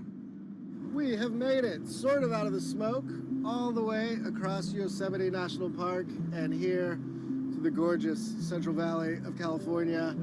We're off to see a kind of surprising tech startup that is making some pretty strange machines to serve all the growers out in this region.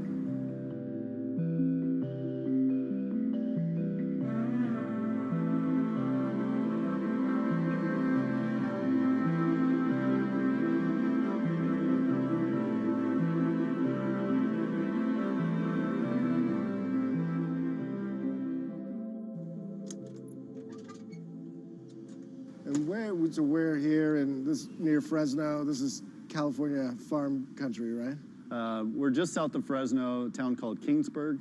So we're right in the Central Valley of California. Very, very large farming valley here.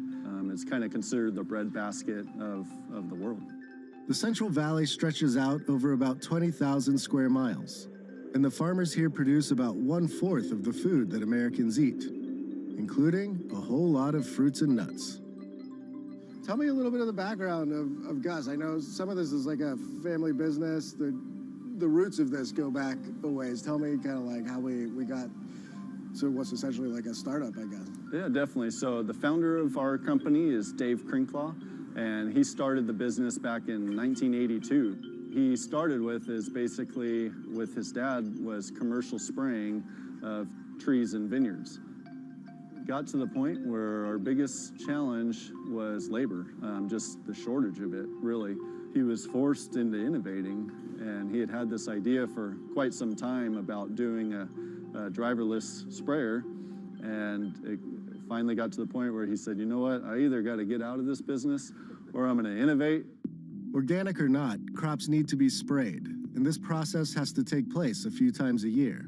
This means hiring a lot of people to work long hours under serious pressure.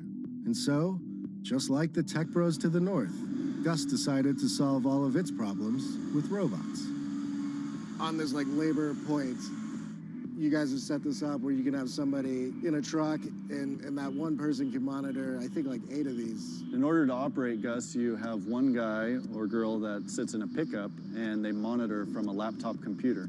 So that person is basically just watching all the vehicles on the screen. They can monitor up to 8 of them at a time while they're out there spraying in the orchard.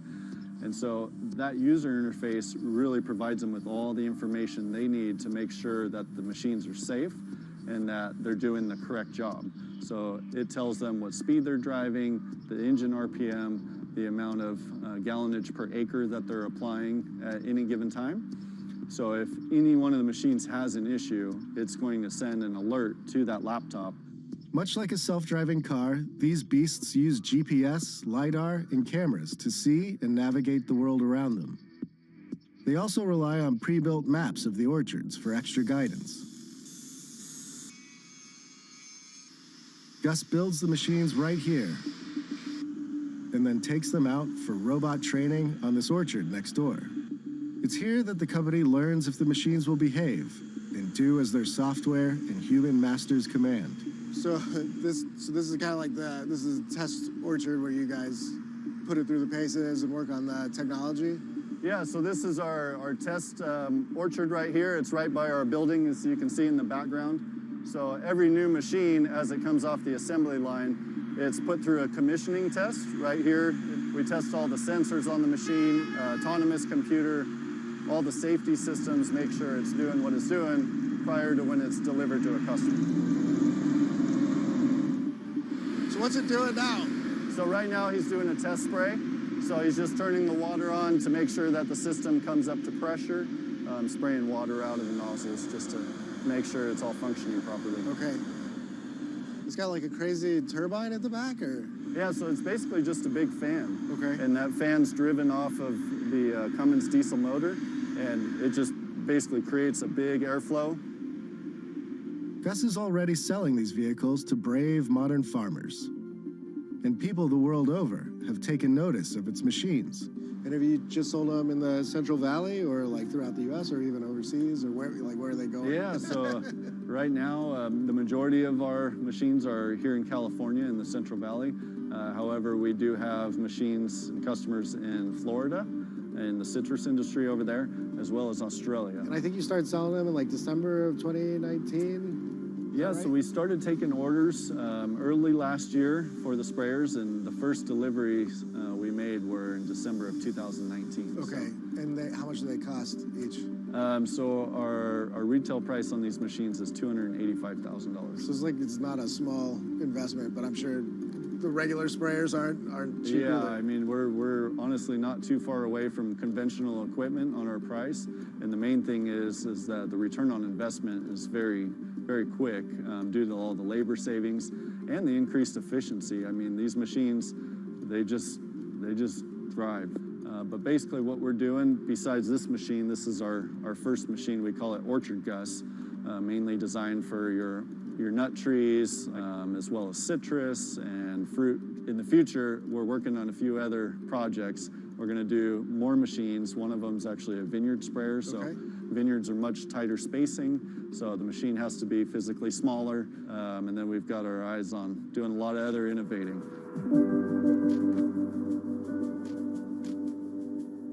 That right there, friends, is a Central Valley farmer putting his whole fruit basket on the table.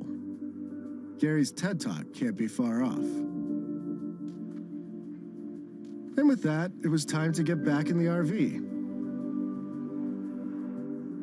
and to confront what happens when three men are bested by their own failings and the forces of entropy.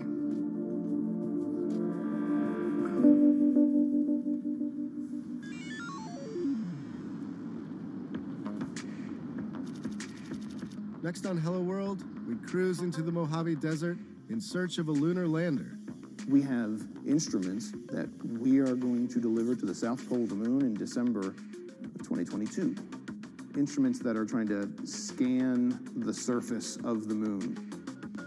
And hang with a test pilot who walked away from this.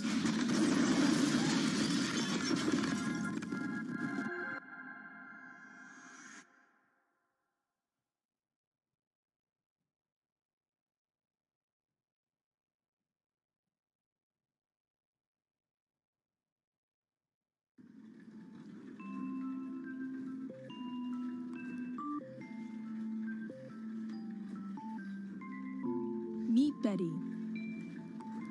She lives by herself, but for the last few months, she hasn't been alone. LQ, tell me a joke. Did you hear about the claustrophobic astronaut? No.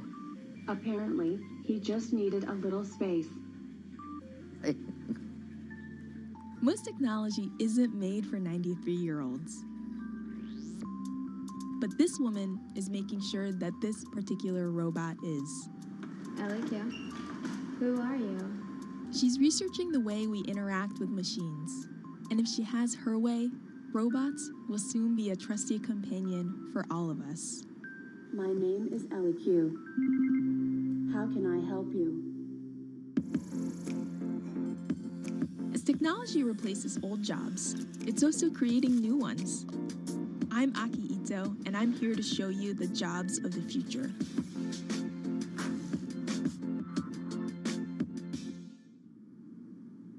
My name is Danielle Ishak, and I am a human-robot interaction researcher.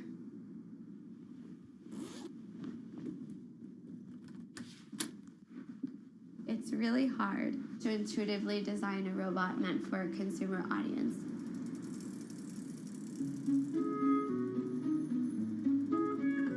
You have to make sure that it's a robot that people want, people know how to use, and people value. Danielle works for an Israeli startup called Intuition Robotics. Its U.S. office is here in downtown San Francisco. Hello? Hey Danielle, it's Aki. Come on in. The company is funded by a couple big names like Samsung and Toyota.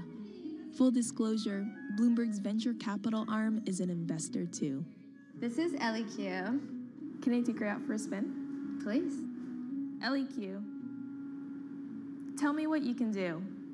I am a proactive social robot designed for older adults. I can connect you to your family and friends, and even play music. These features might remind you of the Amazon Echo, but you'd be missing the point if you compared her to a smart speaker. She's not meant to just be useful. She's meant to be a companion. Why don't you take a break and have a drink? And that's why she has a head that can nod and make other subtle gestures you might expect from a pet. Through our research with older adults, we're finding that almost on a daily basis, we see that somebody tells her that they love her. Really? Or that they like her. Or that they miss Literally, her. I love you? Mm-hmm. They'll also tell her, I'm depressed, or I'm lonely. They'll open up to her in a way that they might not necessarily open up to a human because they don't feel like they'll be judged. Ellie Q isn't on sale yet. But a prototype is already in the homes of about a dozen early testers who live in the Bay Area. LQ, tell me what the weather is today. Danielle's job is to figure out what's working and what's not. Sorry, please rephrase your request. And she does that by visiting each of her testers twice a month. How important are these visits to your job? They're critical. We're building a product for people who we are not. I'm not a senior, and how could you know how to design for somebody if you don't do research? Because otherwise, you would just be designing in the dark. Jobs like Danielle's are just starting to emerge. Until recently, robots were mostly in factories, separated from humans. But now, they're finally getting cheap enough, small enough, and smart enough to be in our homes. This has created a whole new challenge of designing robots that people will actually want to interact with. And that's where Danielle comes in. Her research has helped shape every little facet of LEQ, from the way LEQ moves to the way she talks. It's a very special job, and it can be really hard, and it can be really frustrating, but at the end of the day, it's incredibly rewarding. And I think the most rewarding part about it is when I see the joy on the users' faces, like that they saw their feedback turned into something real.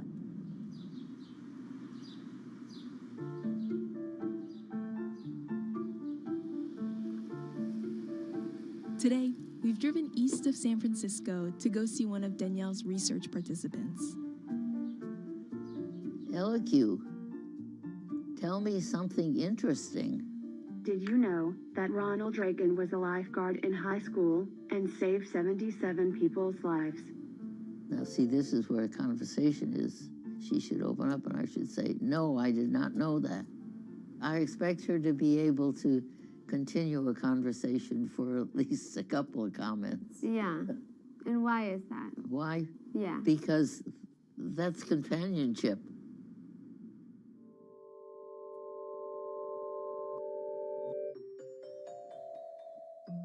When Betty was around Danielle's age, she was working with some of history's very first computers.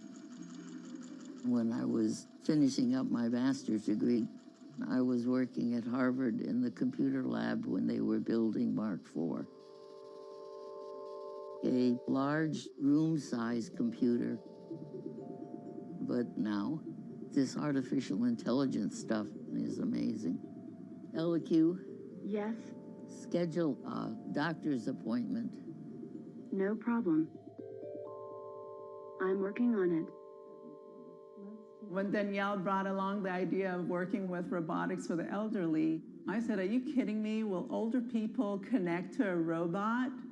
And she said, I don't know, let's research and find out.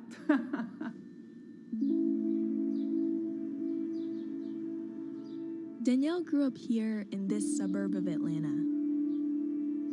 Her parents spent much of their childhoods in Israel and met in the US. We as immigrants, we understood that we might need to work a little harder. In fact, I feel that rather than taken away from Danielle, it gave her so much more because she understood the fact that you need to run after your dreams and work really hard no matter what the challenges are. School didn't come easily for Danielle. I have dyslexia, and that very much affected my self-esteem academically. The principal of the school did not recommend her to take advanced classes. She fought for it, and she got into it, and she did very well with them too.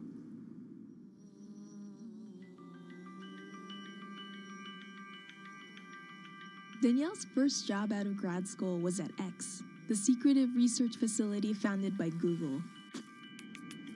It's known for dreaming up all kinds of wacky, far-flung ideas. Can you tell us about the moonshots you worked on? No, I can't tell you too much about the projects that I worked on. I can say that I was working on robotics. She loved the job, but wanted to work on something that would reach real consumers sooner. So she left X after a year and joined Intuition Robotics.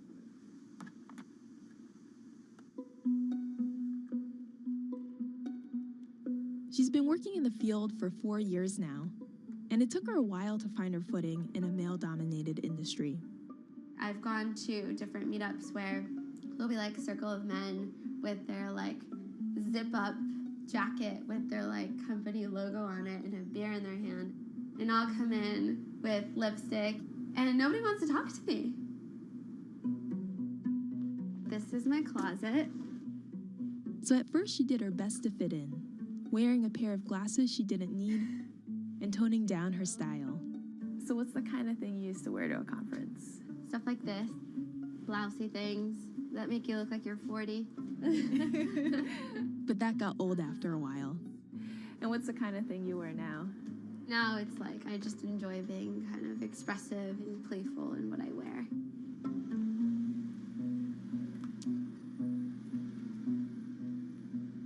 Before we wrap up for the day, Danielle has one more LEQ tester to visit.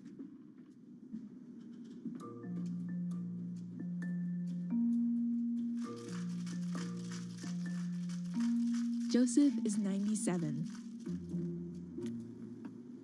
And he's had the robot in his home for 8 months. How are you? I'm fine. How are you? Good.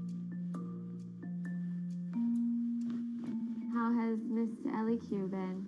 She always tells me to take a drink of water at least 4 times a day. So, we added a whole bunch of new facts to LEQ. Did you know that a cup of chopped red bell pepper contains more vitamin C than an orange? Okay. What did you think of that? Certainly, the print was, I could see that quite clearly. What about this? I can see that. LEQ, play music. No problem. It will begin shortly.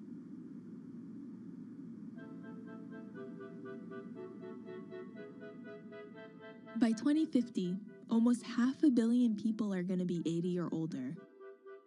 And if current trends continue, more and more are going to be like Joseph and Betty, living alone. LEQ, stop. Today, both of them are doing okay. But some of Danielle's other participants have been struggling. Is it kind of hard to leave them at the end of the day? It is. Some of our testers are pretty advanced in the stages of depression through loneliness and isolation. And at times, I know that LEQ is cheering them up in their day, but I know that it's only part of the way. No source of artificial intelligence robots will ever be able to replace humans and human companionship or human care.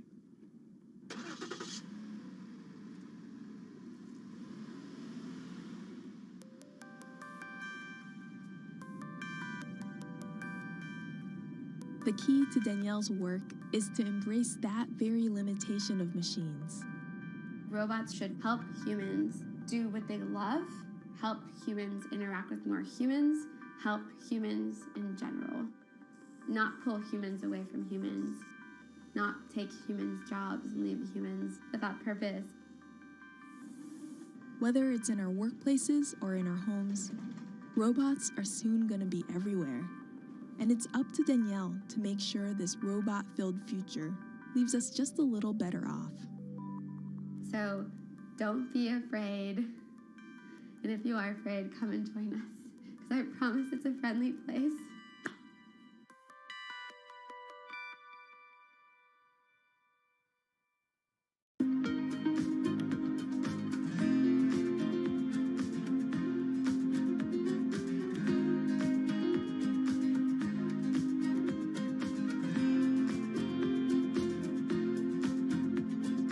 Times are tough. Jobs are scarce. It's risky to be outside and around others. Seems like there's very few ways to make extra money during a pandemic. So I guess I'll just hunker down and binge social media until this all blows over. Wait, don't these people make money? How do these people make money?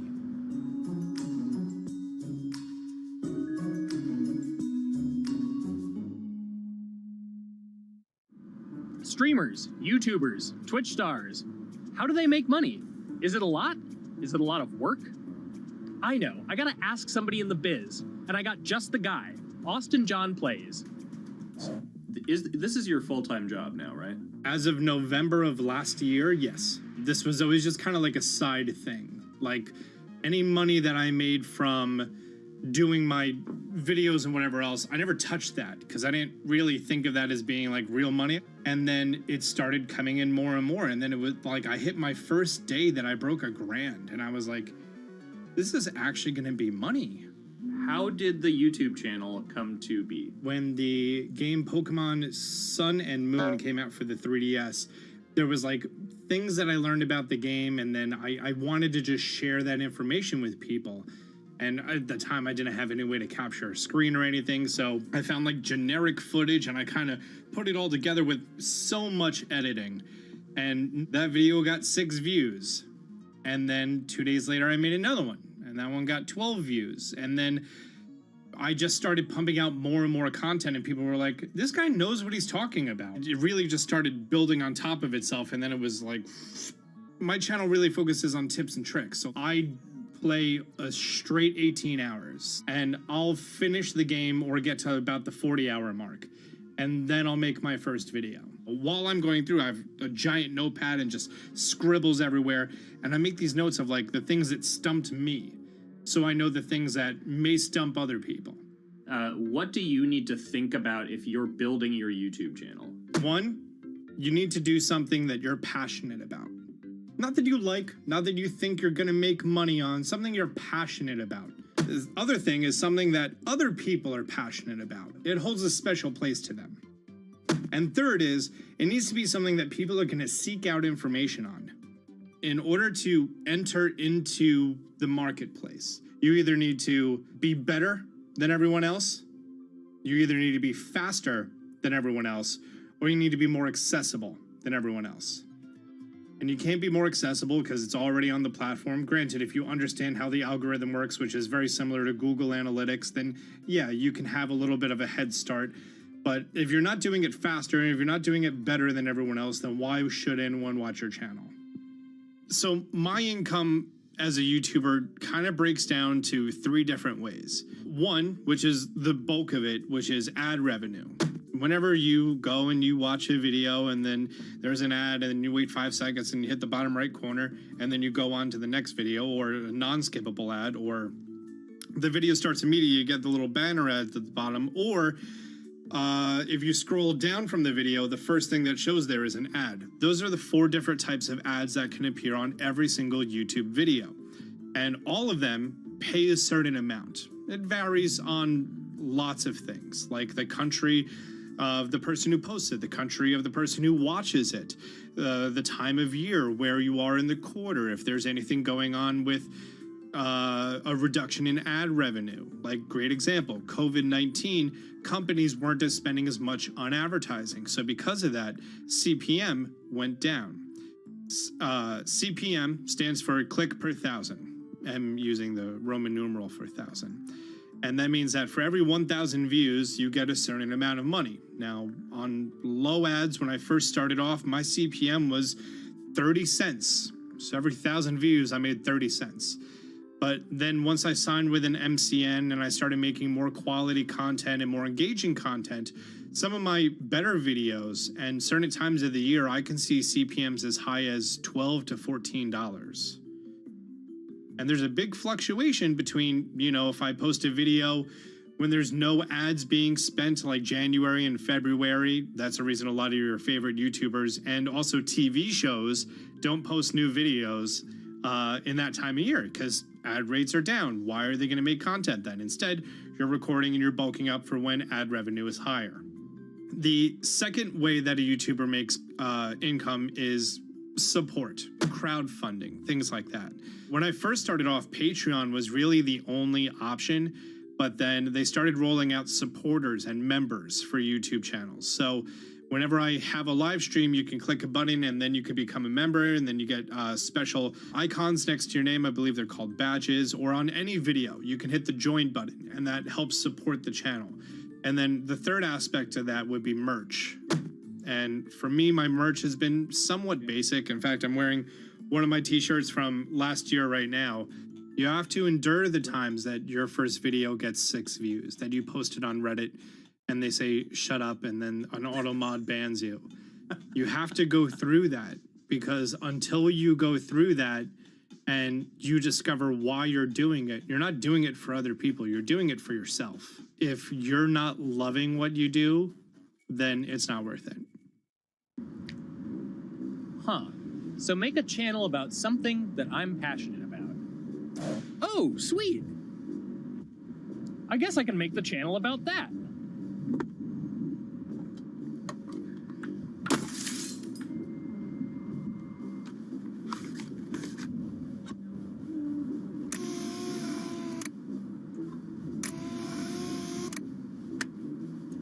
Now, how do I grow an audience? How do I get popular? It's all about diversification, right? You have to have a massive Twitter following. You have to have a massive Instagram following. You have to have a massive YouTube following. Of course, you have to be on Twitch, which is the key platform. But basically, any way you can get in front of your audience, you can engage with your audience, is going to drive those clicks, which ultimately drives the advertiser revenue that you get back from all of these platforms. It's me and Dan playing video games and talking in a funny manner over them. They're not just people who are good at games, they're actually people who are good at online engagement, online entertainment, first and foremost. You have the right to remain stylish. Anything you wear can and will be used against you in the court of fashion. The streamer is either very, very talented at the game. The best player in the game is generally going to draw a crowd because people like watching people who are very good. On the other hand, they're either very, very good or funny, charismatic, whatever it is on that side. Oh, no.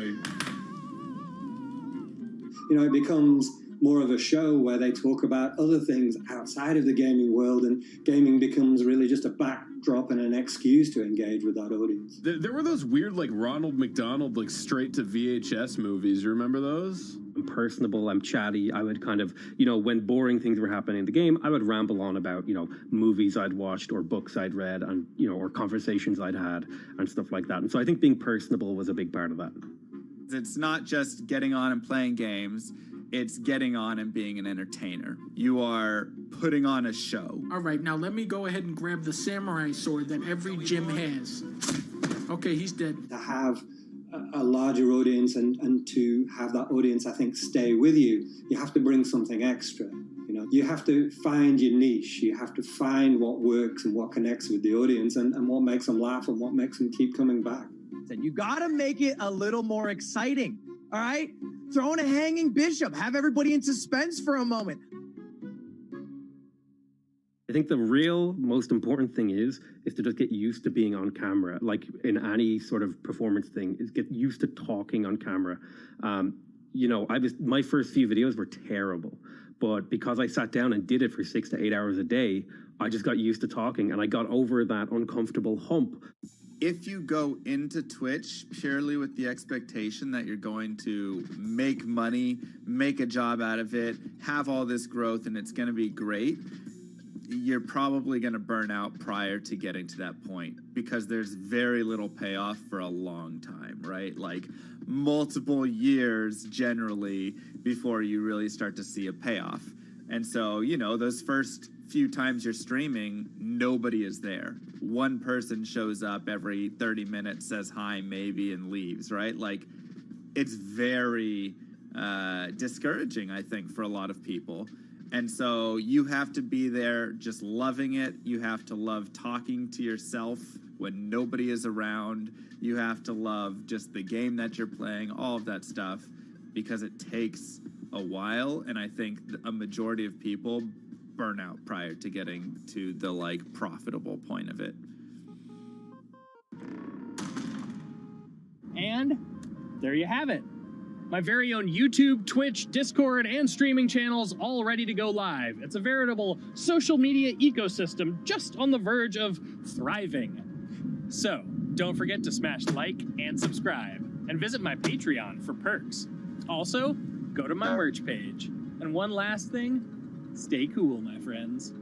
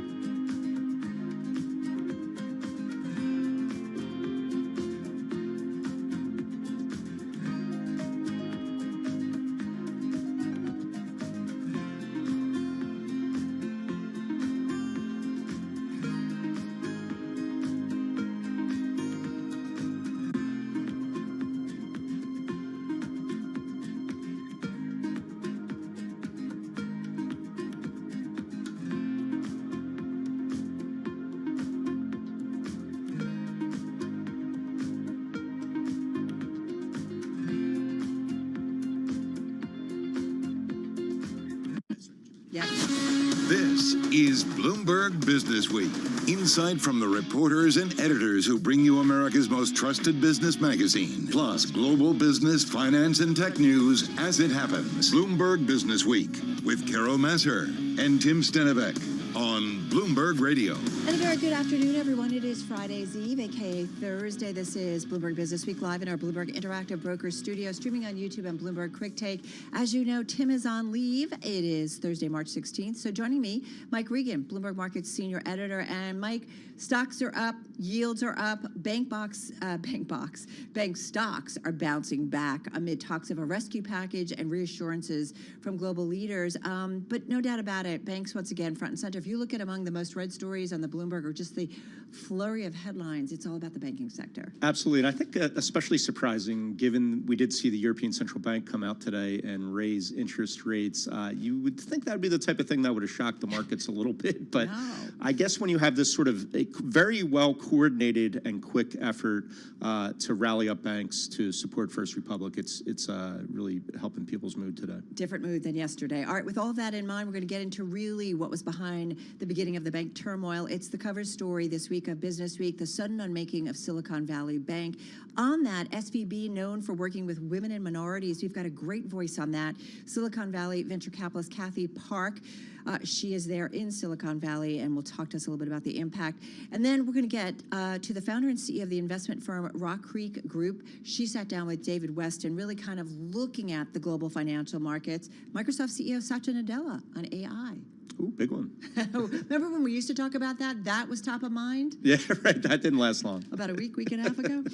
Lands CEO on the health of the consumer. And then we're going to take a look at Brackets for a Cause, Bloomberg's annual March Madness collaboration with the worlds of business and finance. There's a lot going on, but we are seeing continued market gyrations. We're less than a week out from that next Fed meeting. And Mike, we do have a rally underway and a little bit of a different trade in treasuries.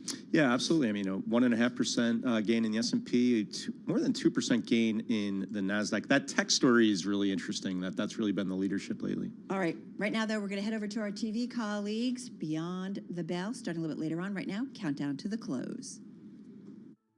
Countdown countdown to the close. Bloomberg's comprehensive cross-platform coverage ahead of the U.S. market close starts right now. This is the countdown to the close. About 60 minutes left to go here in the trading session. Romaine Bostick alongside Katie Greifeld. We're joined right now by our colleagues Carol Massar and Mike Regan. Welcome to our audiences across Bloomberg Television, Bloomberg Radio, Bloomberg Originals, and those folks streaming on YouTube. Carol Massar, the risks certainly remain, but sentiment has definitely shifted. We've heard from some regulators and, of course, Bloomberg reporting that maybe, just maybe, some of the private banks out there are ready to step in and help support this market. Yeah, we have seen the regulators out in full force. It's just amazing, right? And we've seen this, I feel like, over the last week, from 24 hours to the next 24 hours, a different tone, a different conversation, a different narrative. But again, as you see, some optimism coming back certainly into the trade and some calmness. Having said that, looking for some outperformance, because we are seeing equities in the U.S. certainly rally near our best levels of the session. Take a look at what's going on with semiconductors, because definitely some outperformance there. The stocks up 3.3% in today's trade. You did see Intel, Qualcomm, Skyworks Solutions all getting Susquehanna upgrades today. The analysts there saying the down cycle for semis in the smartphone, PC, and consumer end markets, quote unquote, has passed. So the stocks is up. AMD topping the S&P and the NASDAQ 100 up almost 7%. Intel up about 5.5%. Taiwan Semiconductor up about 2.5%. I bring that up because the company's founder, Morris Chang, declaring globalization for the chip industry over and expressed support for U.S. efforts to limit China's tech advancement through export curbs and company sanctions. The chip war, it is on, Mike.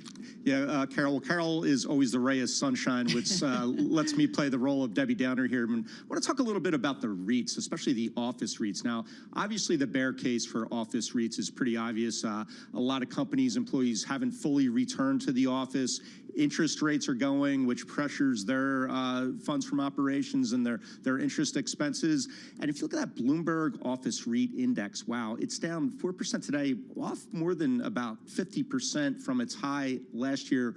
Romaine, trading at the lowest since 2009. So if you're worried about the banks, today's sort of bailout from the big banks to First Republic and all the other stuff that happened with SVB is good news. But when you have to start worrying about credit quality and how that's going to affect the banks, and I think the office REITs are a good place to start looking for that. All right. Well, one of the big laggards here on the day, of course, I think Carol was just pointing out here, I think the resiliency that we're seeing in tech stocks, third line in your screen for the television audience, a NASDAQ composite up about 2% here on the day, the NASDAQ 100 up 2.5% here. And we should point out, it never got shook. I mean, it's up for 4 straight days here. In fact, if based on where we stand right now, this 4-day stretch is going to be one of the strongest 4-day stretches that we've had of the year for the NASDAQ. Of course, the S&P and the Russell had been hit hard over the last few days and rebounding here on this day. 39.52 on the S&P, up about 1.5%. The Russell also up about 1.5% on the day. And if you like price-weighted indices, the Dow Jones Industrial Average up 1% on the day. And if you look at the sectors, it's a similar story. I mean, right out in front, you have communication services and you have tech. We often think about communication services as if it's tech because you look at what is leading that. Can we change the name of communication? Yes, it was a dumb name when they first did it. Because it was like a nod to the telecom. It's not. It'd also be nice if then we only had 10 sectors. Get S&P on the phone down. Yeah, okay. I'll do that right at 5:01 p.m. But in any case,